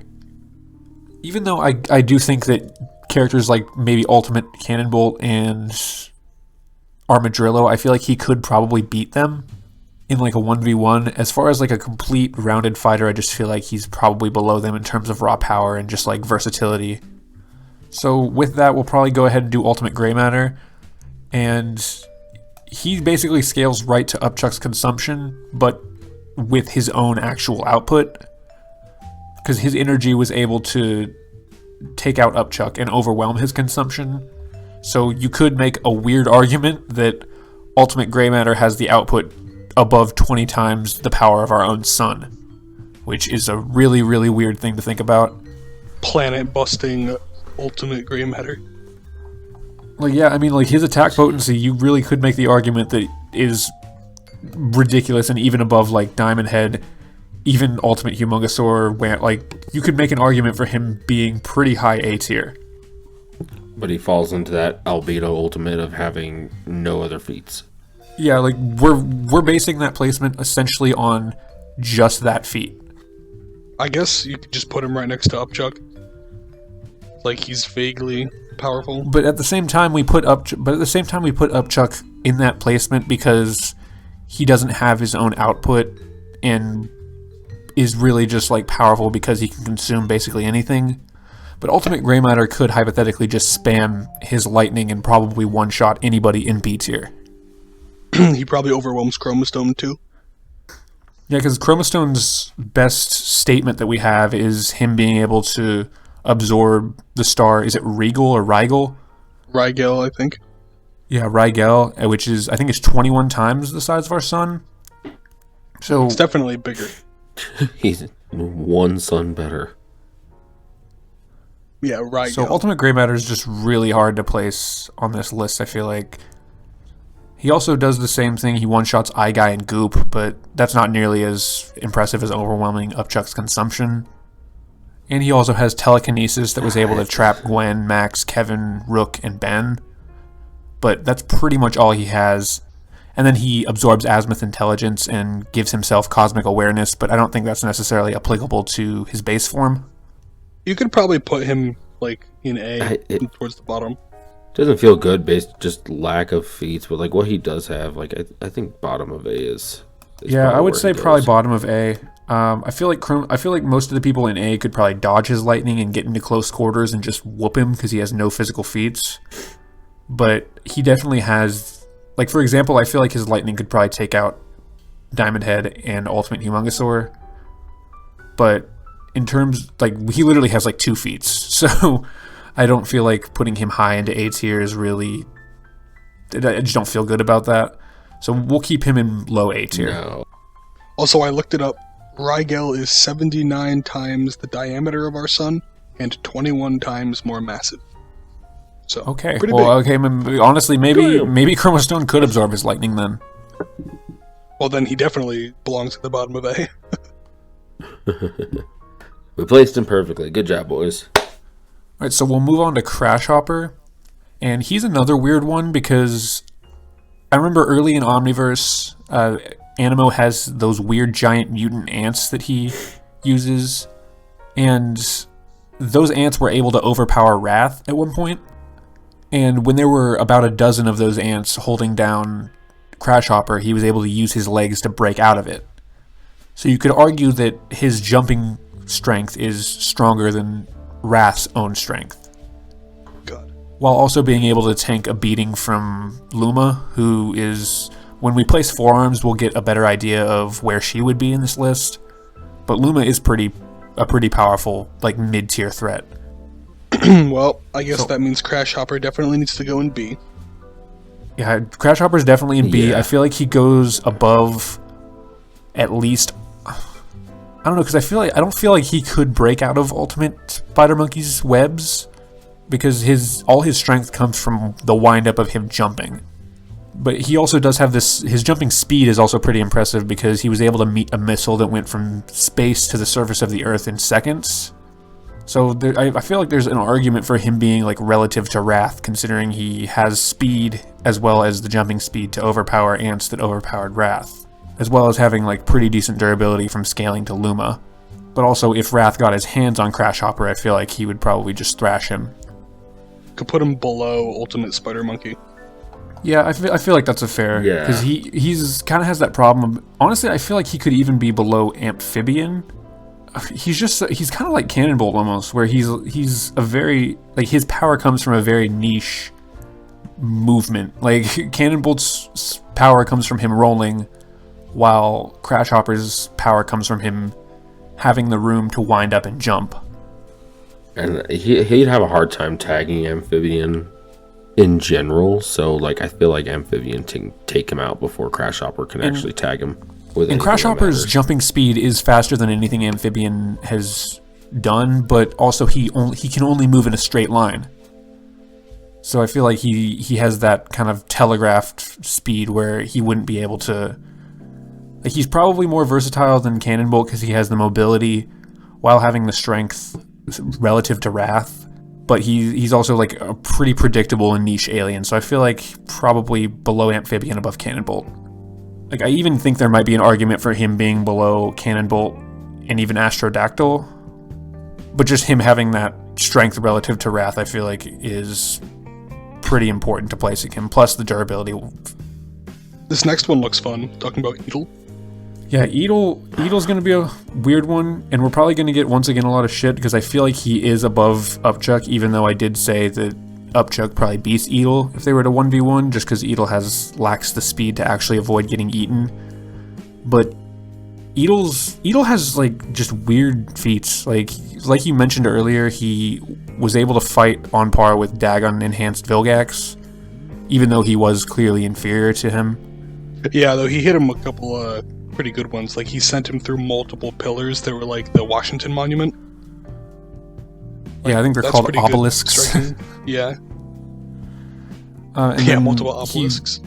And the reason that this is impressive is because Dagon Enhanced Vilgax was able to overpower the Ascalon, which, as we mentioned when we were talking about Ultimate Humongosaur, is a sword that's able to destroy planets. So I think there is an argument for Edel being upper B, lower C. Or, I'm sorry, upper B, lower A. Do you think he's stronger than Humongosaur? Or at least above Humongosaur on this list? I think with that Vilgax scaling, I think he is. But it's hard, once again, because that's his only strength feat. He also does have the feat where he splits open a small floating island in Ledger Domain by just eating some rocks. So unlike Upchuck, his energy does get stronger than what he consumes. Yeah, I feel like his consumption and, like, eating ability is not as refined as Upchuck's. like Upchuck could eat, a whole planet, right? Potentially. I don't think Edel really could do that, but I think that all the rest of Edel's stats are better. So I honestly could see an argument for him being like Humongosaur Gravitack level. I feel like he probably has to go above Humongosaur because of the Vilgax fight. Yeah, because I mean, Humongosaur was pretty much completely destroyed by Ultimate Alien Force Vilgax, and I don't see him doing as well against Dagon Enhanced Vilgax as Edel did. So I guess the argument really is he stronger than Gravitack, and if so, is he A tier? I feel like that's... If they were to fight, he'd just get tossed around by Gravitack. It's the same thing as the Humongosaur fight, and whoever hits first is going to win. Yeah, I could see that, But that's also dependent on... Well, and also... Yeah, it's whoever hits first. Also, it's kind of like win. relative to what I was talking about with the Upchuck fight, where I don't think Edel has the speed to get into close quarters with Gravitack until he gets tossed around. Nor do I think he scales well enough to be relative to anyone in A tier. I think between Gravitack and Humongosaur is probably a good place I could see that, but it also just feels weird because I feel like in the show itself, they would probably put Humongosaur above Edel, like if the writers were to write that fight. But if we're going by just the feats they've shown, I feel like Edel takes it. We could bump him right below Humongosaur because that was Ultimate Alien Force Humongosaur who hadn't gotten his Tachyon feats yet.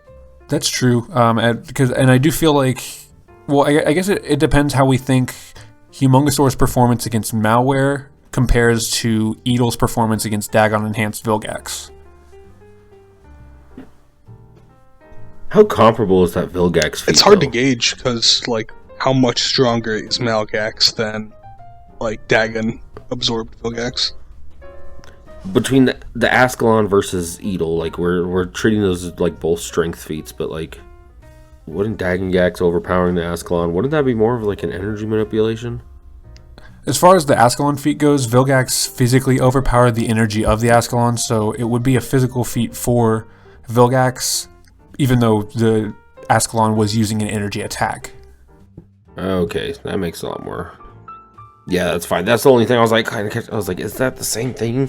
That's just raw muscle, but I think he's also all right. I just want to point Right out that I really do not like his redesign. I liked him better when he looked like a rhinoceros, more than a rhinoceros beetle.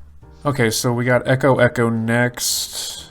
He's kind of a weird one, too. Like a lot of the aliens are. He's pretty powerful from what I remember. Like, he's one of those niche aliens. Like, he doesn't really have any like physical stats. Like, he doesn't have any super strength or durability. Like, once he gets his output out, like his output's like pretty strong, like well into B tier. But like he has to get the output out unless he's force-feeding himself. That's funny. I think his output's subatomic because he has a feat of rattling like the grates in the plumber prison, which have atomic welding. And then he also has the feat of lowering his frequency to the point where he can target atoms when he's fighting those ants, and basically like burst their stomach fluid by targeting their atoms specifically. So it's really like the frequency with which he targets people that really makes him dangerous. And then his cloning, obviously, with 5 of them, he was able to launch Vilgax backward. So I feel like that alone puts him into pretty solid B tier. Yeah. And it's just a matter of him getting that output out before someone takes him out. So. I think with the cloning, he usually gets around like being slow and frail because Ben literally transforms into him and then immediately duplicates himself, which gives him time usually to get some output off. So I'm not entirely sure where we should put him. I feel like he would probably go above Crash Hopper for sure. Probably even Amphibian. I think he could go above Wrath. I know that he's Wrath slow, was able to no-sell his I don't Sonics, though. When Albedo was as Wrath, he was able to tank his Sonics pretty well, so I feel like he kind of has a hard stop at Wrath. Probably beats Upchuck then. I don't think... There's no matter there, so it's not like Upchuck can absorb that. Yeah, I could probably see that. You need a whole bunch of Echoes, though. With his wall of sound, he was able to harm Ultimate Kevin, which is pretty well above anybody that's below him, so I could definitely see that. And before we do Fast Track, I want to do Accelerate. Do you want to do Ultimate Echo before we move on? Oh, yeah, that's a good point. We should probably go ahead and do Ultimate Echo, who I feel like is a pretty easy A tier. I agree. I think you can argue for him being above Ultimate Humongosaur. Ultimate Humongosaur lost to Ultimate Kevin pretty... Not like... It wasn't like a bad loss. They brawled for a little bit and Ultimate Kevin won. But Ultimate Echo just whooped on Kevin. Yeah, he almost killed him. Gwen had to stop him. And then he also has that feat of containing the nuclear fusion grenade that basically made like a supernova. Yeah. So you could even argue that he could contain Atomix's output as well. I was going to say, right where you have him right now looks probably exactly where I would put him. I would agree with that, because he does still have that frailty that regular Echo has. He doesn't really have any durability feats, and I'm pretty sure he actually got harmed by Shock Squatch at one point. So he's kind of like the ultimate glass cannon, really. He also can't duplicate himself. Like earlier I had mentioned that that regular Echo can kind of get around his Durab issue by cloning. Ultimate Echo can't do that. Yeah, so I think that's a fair place to put him right there. Right. And like I said, I want to do Accelerate before Fast Track, because Fast Track is pretty much the explicitly inferior version. Even though he's physically more powerful, his speed is just way worse. And I feel like Accelerate's speed puts him automatically into B tier. He honestly probably blitzes a good portion of B tier up until like I feel like he's faster than anybody below Swampfire. But he also doesn't really have anything other than speed. Even though he's faster than everybody, if he can't do anything to them, I don't. Yeah, like I don't see him doing any harm to Wrath. No. Though I definitely think I honestly don't even see him harming Ultimate Spider Monkey. Ultimate Spider Monkey might be able to trap him with. But I also don't see Ultimate Spider Monkey doing any harm to Accelerate. Well, he could trap him with the webs, maybe. I think and then just punch him. Yeah, I just don't think they're fast enough to actually tag Accelerate. I think right below Wrath is probably good, because I think he's like the first person that could tag him, but also Accelerate couldn't really. He also definitely beats Echo. And I don't think it's because Wrath is like fast enough to tag Accelerate. I think it would be more so, okay, he's punching me right here, so I'll just grab him. I'm pretty sure Accelerate just beats Echo and Upchuck as well. Yeah, because he gets past that speed problem where Upchuck just can't consume him, and he's faster than Echo's output and could just take out any clones that he produces. It's the epic faster than sound. Honestly, that there's like a weird argument for that, because there are faster than sound missiles that Echo tags with his Sonics. Crazy. And as far as Fast Track goes, he really doesn't have like the only feats he has, I think, are against Sir George. It's like the only significant feats he has where he gets kind of whopped on. So he's 100% slower than Accelerate. I feel like Echo could honestly beat Fast Track. I do not like Fast Track. I feel like we see that visually too. Like we can see Fast Track running. Like every time he runs, like we watch him do it. I feel like that in itself is like a feat of being explicit. Just way slower. They narrate and show him as being slower than Accelerate. And he lacks the reaction speed too. So I could honestly see him losing to a good portion of B tier. And even his speed feats that he does have are slower than the jumping speed of Crash Hopper. So I could honestly see him being below Astrodactyl or even Brainstorm. I feel like he's probably fast enough to blitz Arctiguana. But I just don't think Arctiguana is fast enough to tag Fast Track. So I feel like that's probably a good place for Fast Track. Maybe even below Brainstorm, because he really doesn't have any sauce whatsoever. We have another easy placement with Ultimate Wrath. Oh yeah. I mean, Ultimate Wrath literally has like no feats, so we'll just put him above Wrath. The best feat he has is wearing clothes. Honestly, that's just it. Same with Ultimate Big Chill. Wrath. Ultimate Big Chill really has like nothing. His feats are honestly less impressive than Big Chill himself. It looks cooler though. But we do know that he's improved enough. I disagree. I think he's just too much. And then iGuy, I feel like he could honestly probably be king of D tier. I feel like he's more versatile than Buzzshock. He has those weird elemental, I think he has ice, fire. He's just kind of a completely out of pocket alien. Like he has no actual definable traits. He has that Unibeam, which is cool. That's true, yeah. And I feel like that could probably take out anybody in D tier, but I don't see him being good enough to take out anybody in C tier. I think Snaro's fast enough to just wrap him up. I think that I mean, honestly, Blitzwolfer might just be a hard counter because this eye guy has enhanced hearing. I think Blitzwolfer does too, which is funny that he could lose to himself. Because there's that one scene where they're climbing Big Ben, and then it chimes and Blitzwolfer almost gets KO'd. Oh yeah, and that's when he's fighting the Forever Ninja.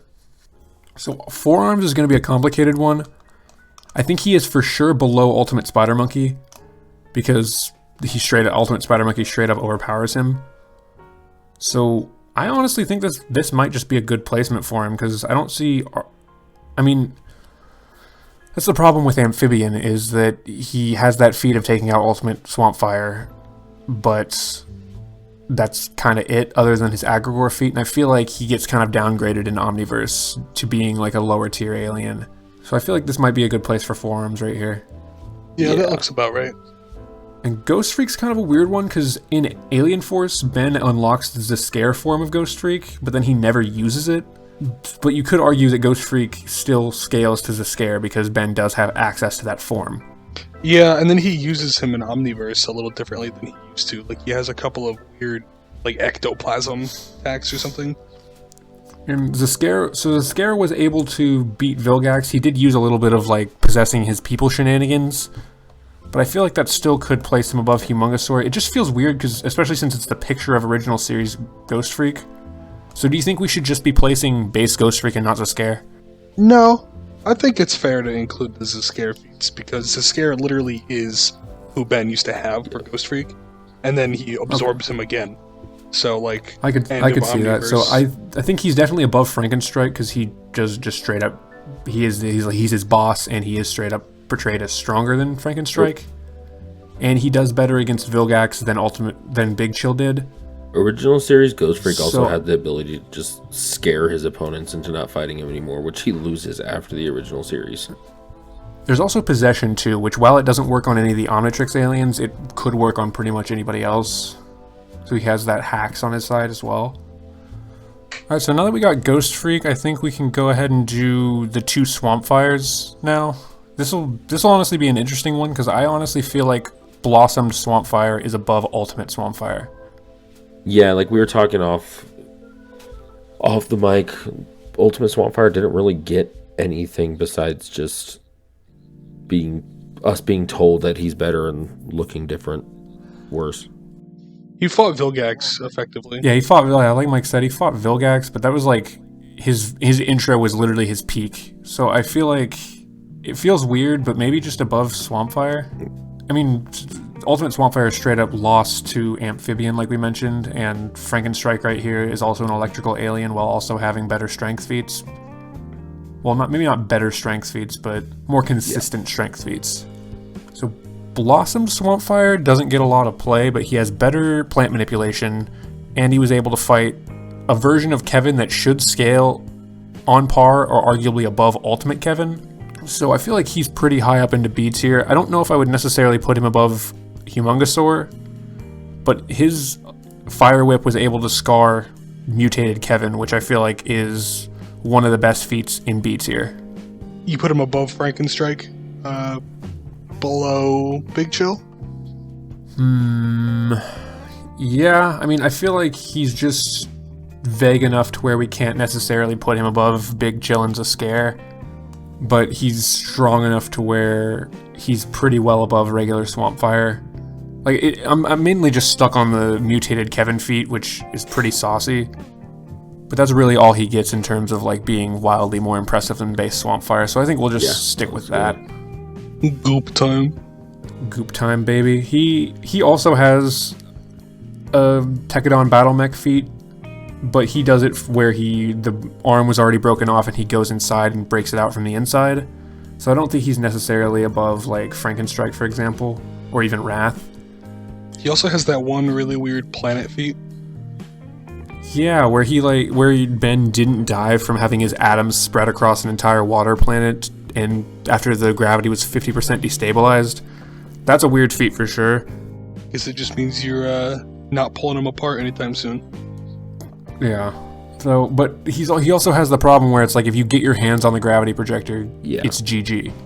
So he's a weird one to place. He also one-shot Exoskull, who has fought Wrath, so I feel like his strength is relative to, but not as good as Wrath. He beat Swampfire when they fought. He chipped him up Well, with the he blade. cut up Swampfire, yeah, that's true, but he also caught him off guard. That's true. So Goop is hard. I don't necessarily want to put him above like Forearms or even Amphibian, but he does have some pretty crazy feats. You could put him between Amphibian and Crasshopper.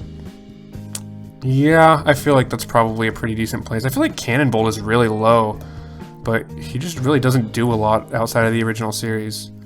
And the original series has like by far the worst feats of any of the four original series. Well, at least we got Ultimate Cannonball high. And according to statements, Pesky Dust is going in Alien X tier. What statements? I don't remember. Apparently, that. like, I can't remember who it was. I think it was probably Derek J. Wyatt because he hates Alien X. His sleeping dust can apparently affect celestial sapiens. But if we're being realistic, yeah, right, because Alien X doesn't need to breathe, so I don't know. Yeah, I know exactly what you're saying, but Alien X's like consciousness is like within himself. So like you might put the physical form of Alien X to sleep, but I feel like Ben would still be inside him, like concocting schemes, you know? Yeah. So Pesky Dust, I mean, it's really just the sleeping dust. Like they have flight, I guess, but they have no actual defining like physical traits or anything. So I guess D tier. I don't know, because Pesky Dust could hypothetically put anybody in this list to sleep, but that's not really a reason to put He can't Pesky do Dust anything high. to them after they're asleep. As soon as they wake up, he's done for. Put him back to sleep. Just Yeah, sleep. I don't know. Pesky Dust is weird. That's one of those times where I wish we almost had like a niche tier, but I don't know. Pesky Dust, I'm just gonna put Pesky Dust in D tier. You can't even like place him within D tier because it doesn't matter. Yeah, it's like all we have to go off is the sleeping dust, which yeah, that could probably put anybody here to sleep, but that's not a reason for us to put Sleepy or Pesky Dust high in the rankings.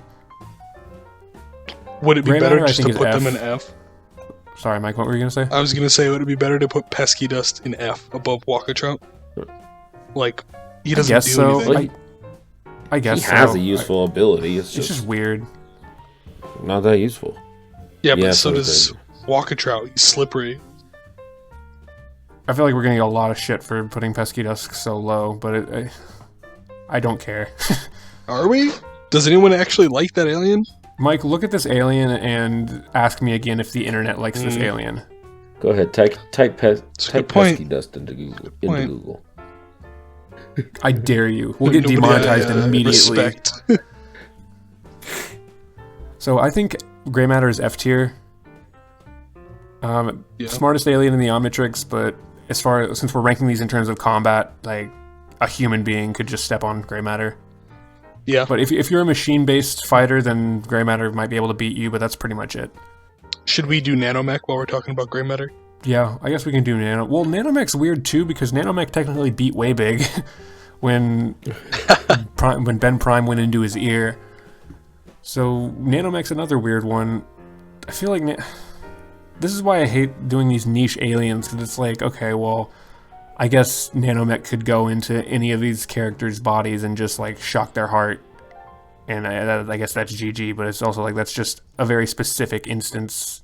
There's a lot of variables, I guess. But Nanomech has his shrinking and he has his energy manipulation, so I guess we can put him into D tier. But he also got beat by a fly Yeah, swatter. this is Ant-Man and Thanos all over again. Can be useful, but usually isn't. So Gutrot is an interesting one. Gutrot, like you said earlier, Mike, I think we said it off camera, gives Ben knowledge of the entire periodic table and beyond. Yeah, he gets pretty smart, at least from a chemistry perspective. But I don't really even know what his physicals are. Really, like nothing. I know he got completely whopped on by Steel Kevin, and I know his acid at one point, I think it was Negaben's acid, melted through Blox's body, so we know he has better. We know his acid is more corrosive than acid that can melt steel because Blox was able to contain the Screegit.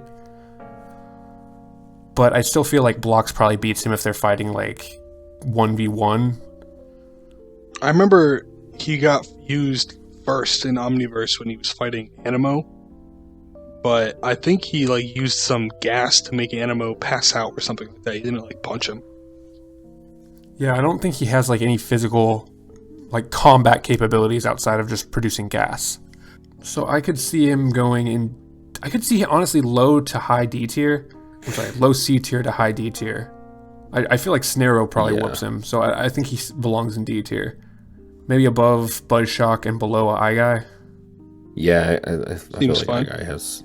I know Gut Rot probably functionally has a lot more uses, but like physically it looks like Eye Guy probably beats him up. So now we got a big one. We got a big one next. It's Heat Blast. I feel like Heat Blast, his heat alone would probably put him in B tier. I feel like he might honestly be kind of a Arctic Iguana situation, but he has more physical abilities, in my opinion. He has better speed. He was able to move faster than Eyesight when he was fighting the Megawatts. And he was honestly beating down Ben Victor too. Like he wasn't doing any significant damage with his punches, but he was kind of putting in work against Ben Victor, or against Dr. Victor. Yeah, and I definitely feel like he doesn't go below like Fast Track. Yeah, definitely not. I think in terms of use, he's definitely above Fast Track. It's that supernova level heat. I feel like he would just boil Goop, or even melt his anti-gravity projector. Oh yeah. Plus he has his flight as well, so I feel like he might be like a amphibian kind of level character. He's probably more dangerous than amphibian, just because his heat is more potent than amphibian's electricity. Right above amphibian looks about right for Heat Blast.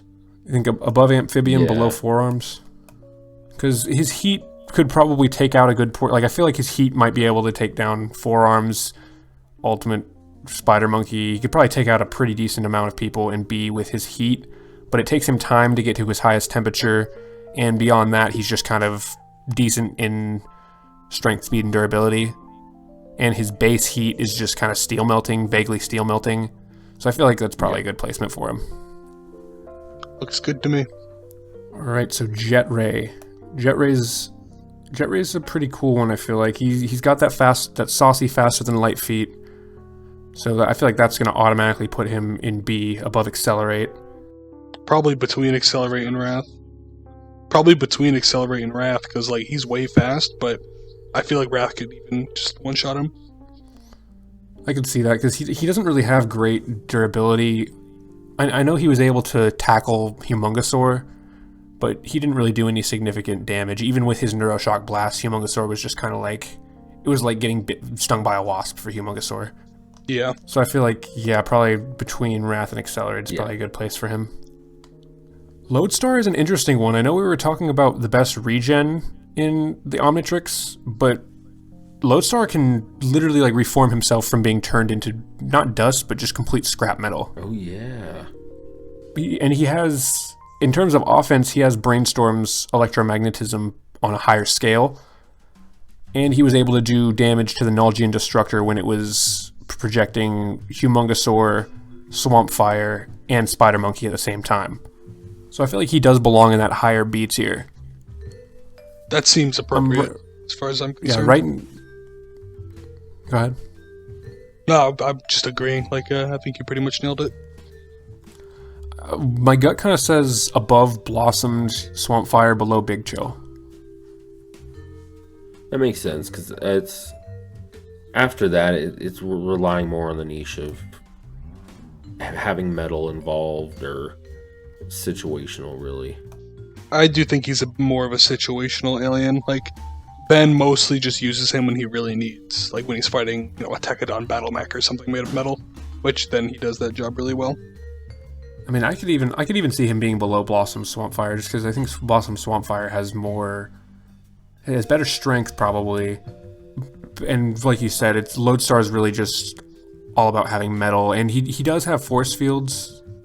I feel like he's really just like in terms of combat, he's probably just like a better Brainstorm.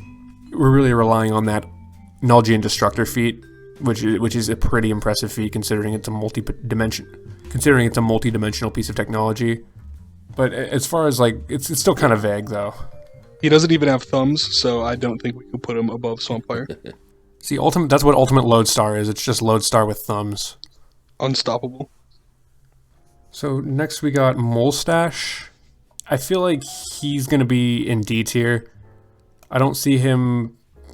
Because he has super strength, from what I remember. He can lift trees. And that's kind of it. I mean, his best feat is with Skurd, even beating up a young Vilgax, but that was with Heat Blast combined with him.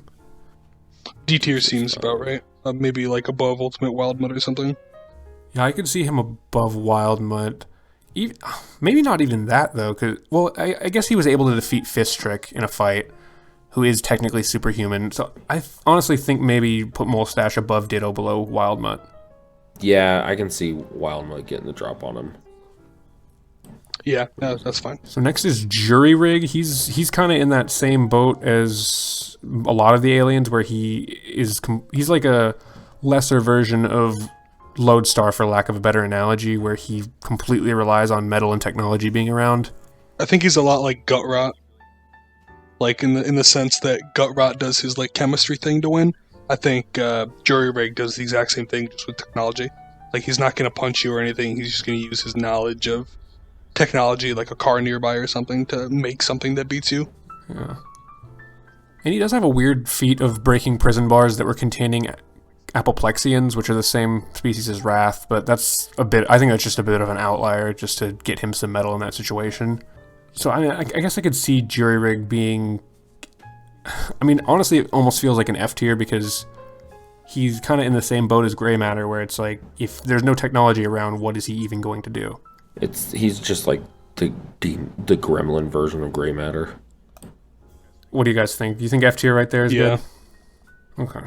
Well, I guess we're going to rank energy in two different forms, which really just, it's like the strength version of energy versus the speed version of energy. Energy, he has that fight with Ultimate Kevin. He was able to overpower a Vaxasaurian, who is obviously weaker than Humongosaur. His armor is strong enough to where it can tank I think it's the only thing that can break through it is Tatanite, which is the strongest substance in Ben 10. Plus, he has that versatility of being an energy manipulator. He's not on the level of Chromastone or Feedback, but he's still, like we mentioned earlier, is able to consume the uranium core of a nuclear reactor. But that's more so naked energy. Yeah, I was gonna say the armored energy doesn't... He's just raw muscle and fucking nuclear blasts. He did fight the trash monster, who was able to devour a cargo ship, which are around 100,000 tons, if I remember correctly when I looked it up. And he was stated to be twice the size of Texas, but I don't think he was using his full mass against energy. Energy, to me... So I think energy is definitely below A. Yeah, he seems like an upper B tier to me. Like, do you think he's above Humongosaur? No. No. I don't think he's fast enough. Especially armored energy. Yeah, armored energy is really slow. So maybe we even put armored energy above Ultimate Cannonbolt, below Humongosaur. Yeah, that looks good. Yeah. And then naked energy, he's the one that really has like the energy manipulation feats, where he can consume a uranium core. He's also made of like radiation and will just give you cancer. yeah. And I think he's definitely above Ghost Freak for sure. I mean, he one-shot Ghost Freak, but I guess that's pretty obvious since armored energy is above Ghost Freak. I think he's above armored energy. Yeah, and he actually gets speed feats when he leaves the armor. He was able to react to meteors that were falling from the moon to the surface of the Earth in seconds. But he still doesn't match that. Like, I think might be able to beat Humongosaur if they fought, but if we're going in terms of like combat viability and actual raw power, I still think Humongosaur takes it. He's like somewhat intangible as well, because he's like an energy being. Yeah, that definitely goes towards his that definitely goes towards his versatility, but he really relies mostly on his radiation and heat, which I think that Humongosaur and Eedle or even Gravitack could be able to counter. Yeah, that looks like a good spot for him. So the worst is kind of weird. We talked about him off camera as well, where he's basically invincible, but he feels all the pain and has no other abilities otherwise. I feel like he has less ability, like physically, than normal humans do. It's just that he's indestructible. And he was able to beat that Apoplexian in a tournament fight, but that is more so like you have to knock your opponent out. If we're talking about just neutralizing someone or taking them out in combat, I feel like the worst is probably like D to F tier. I feel like you could put him in like the bottom of D tier, just because. Like I feel like Wild Mutt definitely would beat the worst. Eden. Yeah, I think he could. And go. even Ditto, I feel like could just form enough clones to overpower him. Like you don't necessarily need to physically harm him or knock him out to beat him in a fight. You could just neutralize him because he doesn't have any offensive abilities. If you made like 3 Ditto clones, they could just restrain the worst. So do you think bottom of D tier? Yeah. Bottom of D is fine. Like his ability is the only thing keeping him out of F tier, like by a lot. Water Hazard. Okay, I feel like Water Hazard is like the definition of like a mid alien. Like in his first appearance, this is once again going into the idea that Ultimate Alien is probably the most inconsistent version of the series. He does beat Chromastone because he throws Chromastone into a generator, which is weird because earlier in Alien Force it's shown that Chromastone can absorb a city's generator. So I think that's just a little bit of an inconsistency when it comes to Chromastone. I feel like we could probably get away with putting Water Hazard in C tier. I honestly think Water Hazard just goes below Arctiguana in terms of combat viability. Like, he really doesn't show any crazy aptitude for combat, and he straight up gets beat, like we mentioned, by Kundo, who's Rook's teacher. You think he's better than Blocks?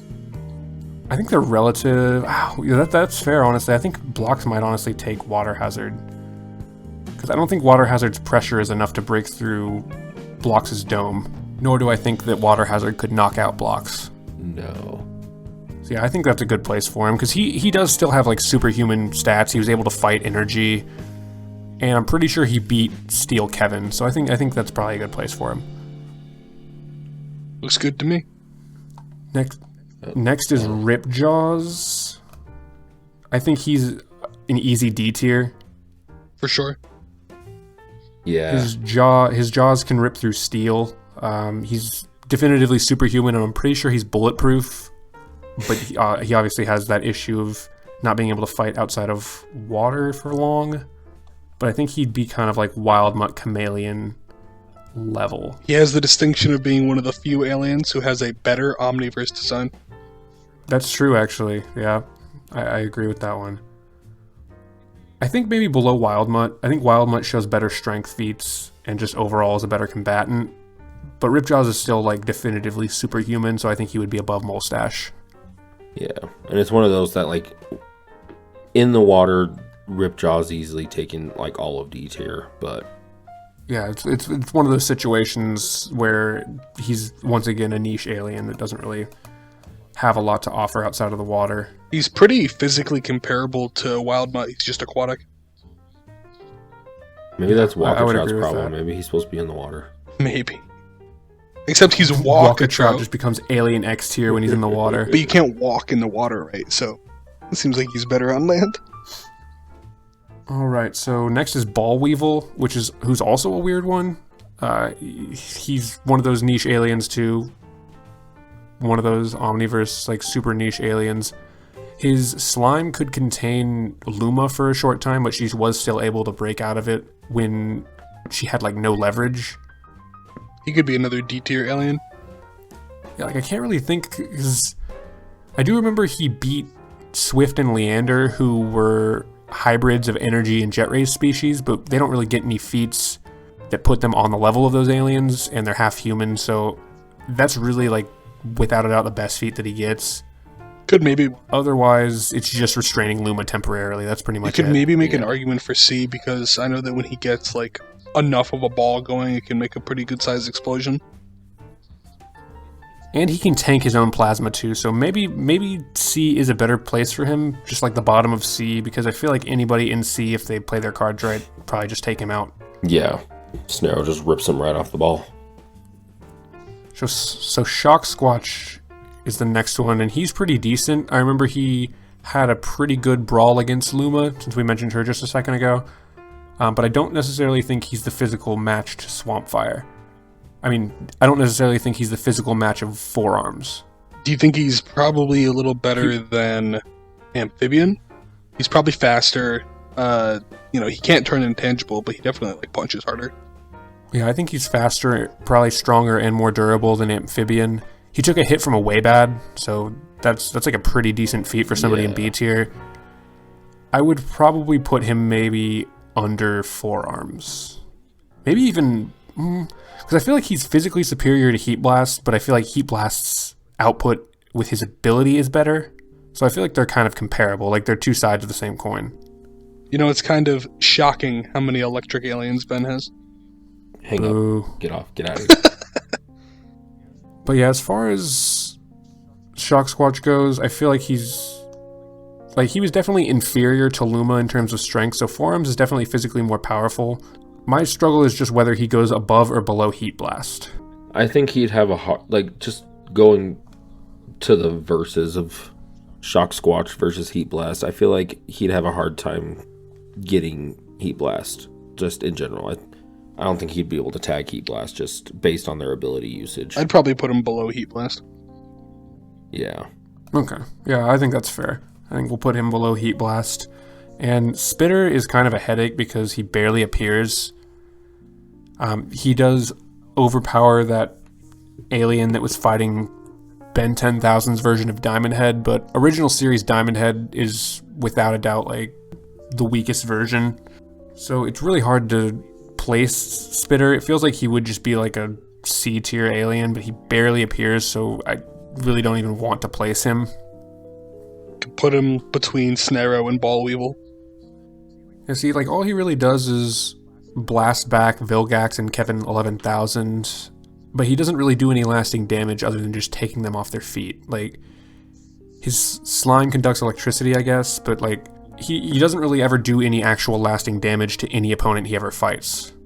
So he's honestly a hard one to place. I almost don't even want to put him on the list. We gotta. But in terms of combat viability, yeah, I guess between Ball Weevil and Snarrow is okay. It just feels weird because his slime does blast back some pretty high tier opponents, but it never actually does any damage to them, so it's hard to say he has any combat viability whatsoever. Yeah. Oh well. Yeah, I mean, like I said, he barely appears, so I don't think he's really that important to place in the first place. No. But Stinkfly is weird. He has some pretty decent durability feats. I remember he tanks that tackle from Vilgax in the original series that capped a bunch of skyscrapers just with the shockwaves. So he has like a weirdly good durability. But that's pretty much all he has. Like does like his slime is pretty much just exists to get ripped off of people. He's not that fast. He's not like physically strong. Like he's like everything but his durability screams D tier. Yeah, well, yeah, I mean that's true. He also flies alongside missiles and like dodges gunfire, but I mean that's really it. Like he's just a really durable. I feel like he'd probably go below Snarrow, even though he has that crazy durability feat. That's literally all he has. Yeah. I feel like just restraining him beats him. Like, you don't have to kill him, you just tie him up. Yeah, and Snarrow could definitely do that, so I'll go ahead and put him above Spitter, just because Spitter doesn't really do anything, and then below Snarrow. Topic is another complicated one. He has superhuman strength because he's able to lift cars, but he's kind of like Pesky Dust, where yeah, he could probably beat pretty much anyone on the list just by showing his face, but that's not really combat viability. Like, that's just... It's not even hacks, really. It's just having a scary face. I've been living with that my whole life, so it's not an ability. I don't even know if it would work on smart guys like Gray Matter or something. I feel like if you're intelligent enough to realize it's just, just a guy, it probably doesn't work on you. Wild Mutt's immediately immune. Yeah, Wild Mutt would be immune. I'm pretty sure it's stated that Paradox is immune, so that could lend credence to your intelligence idea. Mauve Riedel is also immune because apparently she's seen worse, but I don't know. In terms of combat viability, I guess I would just put Topic like in D. He has superhuman strength and a scary face. Above Ditto, probably. Maybe above Mustache. I would say he goes above. Yeah, maybe above Mustache. Like He's probably for like real. about as strong as Mustache. Plus, he has that scariness factor. It's just weird because it's once again like the pesky Dusk argument where it's like, okay, well, he probably could take out anybody on the list, but we're not really ranking them in terms of versus. It's more so just like how strong they are. So we got the 2 way bigs, but we'll go ahead and do Upgrade first. I feel like Upgrade is a decent C tier. What feats does he have physically? Yeah, he's situational. He really just has his laser eye, which is apparently like his blood or something. And that I think the best feat that has is sending shockwaves through an oil rig. I know he tags the megawatts with, like I said, I'm pretty sure it was a trash can lid or something. So he does have some decent reaction speed. And oh yeah, and he also fought Dr. Victor on a rocket that was moving 20,000 miles per hour, I think it was. But he was also possessing the rocket at the same time, so I don't know if that amped his strength at all. You could probably put him. Yeah, I feel like C tiers. He's once again like a really hard one to place. Yeah, like maybe around Stinkfly. I would say probably just put him like somewhere near Stinkfly. Yeah. Maybe above Stinkfly, below Snarrow, or even, I don't know, maybe even above Snarrow. Well, he's just hard because he just possesses technology, so if there is technology in the area, he could probably beat maybe even most people in C tier. But if we're just going on, like, I feel like a lot of this is just putting people in a completely neutral environment, or even just putting them in like a desert or something, and not necessarily a desert, you know, but just like an environment where there's no outside interference. Yeah, I definitely wouldn't factor in like technology to upgrade. Like he could probably beat like Goop or anybody else that has technology associated with their abilities, but that's not necessarily due to his actual strength, like we said. Yeah, that's just hard counter. All right, honestly, this is like a pretty fitting end. We got Waybig. So Waybig is a planet-busting character. We've seen him overpower planet-busting attacks. We've seen him destroy planets straight up. And he's even been stated to be able to destroy planets, as well as having some decent speed and durability that scales to his own planet-busting output. That's an easy A for Waybig. Yeah, he's in A tier 100%. I feel like he would be... I feel like he's above Ultimate Humongousaur. I know we did a battle of him, and we gave Waybig the narrow victory. So do you think that also puts him above Ultimate Echo Echo? I think he's fast enough, and he's got the lasers, that he could probably just tag Echo Echo and kill him. I feel like he's just straight up big enough to tank Ultimate Echo Echo's discs. I honestly kind of want to put him above Vampire too. I know Vampire has the Malgax feats and everything, but I just don't see Vampire being stronger than Waybig. That's fair. And he's vague, so it's okay. Yeah, exactly. And Vampire even just feels weird putting him above anybody in A tier, but I guess the feats speak for themselves. But I feel like Waybig has that portrayal where he would just be above Vampire. And last but not least, Ultimate Waybig, I feel like he's going to be our other S tier. No question about that one, I don't think. Feedback obviously has the better feat of containing a Big Bang. I don't think Ultimate Waybig would be able to do that. But again, that's a niche kind of energy manipulation feat. In terms of actual combat viability, Waybig was fighting the Dagon, scaled above the Ascalon, was actually able to do way more damage to the Dagon than the Ascalon did. He's got that statement about the Compound X or whatever it's called, like the solar system derb. Yeah, Element X, yeah, that inexplicable element that was able to that inexplicable element that was stated to be able to destroy the entire solar system. It's been stated that Ultimate Waybig would be able to tank that. So I feel like that on top of his showings against the Dagon is probably going to put him above pretty much every other alien besides Clockwork and Alien X. It's actually so fun that we're fitting that we started with Alien X and ended with Ultimate Waybig. To probably the more, like if you're watching this video, you're probably looking for those aliens. Yeah, those are probably like, Clockwork's probably a surprise for some people that haven't seen Omniverse. But yeah, I feel like Alien X and Ultimate Waybig would be the two aliens that someone would instantly see as like the strongest ones. So, I mean, that's our list right here from weakest to strongest. We start at Walkatrout and end at Alien X, and that's pretty much the way that you snake it around, and that's pretty much how we see the strength ranking. Obviously, I think there are going to be some aliens that are ranked lower that can beat people that are higher, like we mentioned, like Upchuck could probably beat people that are higher than him. I think Upgrade could probably beat people like Goop. But if we're just going off of independent strength and just ranking them in terms of combat viability, do you see any problems with this list? Not immediate ones. Like, I'm looking at it, I think it's pretty cohesive. I don't really see anything that I would change per se. No, that's solid. All right, well, I guess if we don't have anything to add, we can go ahead and get out of here. I mean, I want to thank everybody for watching. Let us know how you would change, I'm sure you will, how you would change any of the aliens on this list. But as far as feats go, I think that we've been able to rank them pretty definitively. Once again, definitely give us a follow on TikTok, give us a follow on Twitch. We post daily videos on Ben 10, Pokemon, and pretty much any other series that we feel like. And definitely leave a like on this video, comment, and subscribe. Thanks for watching, guys. Let us know your favorite alien in the comments, too. Bye-bye, boys.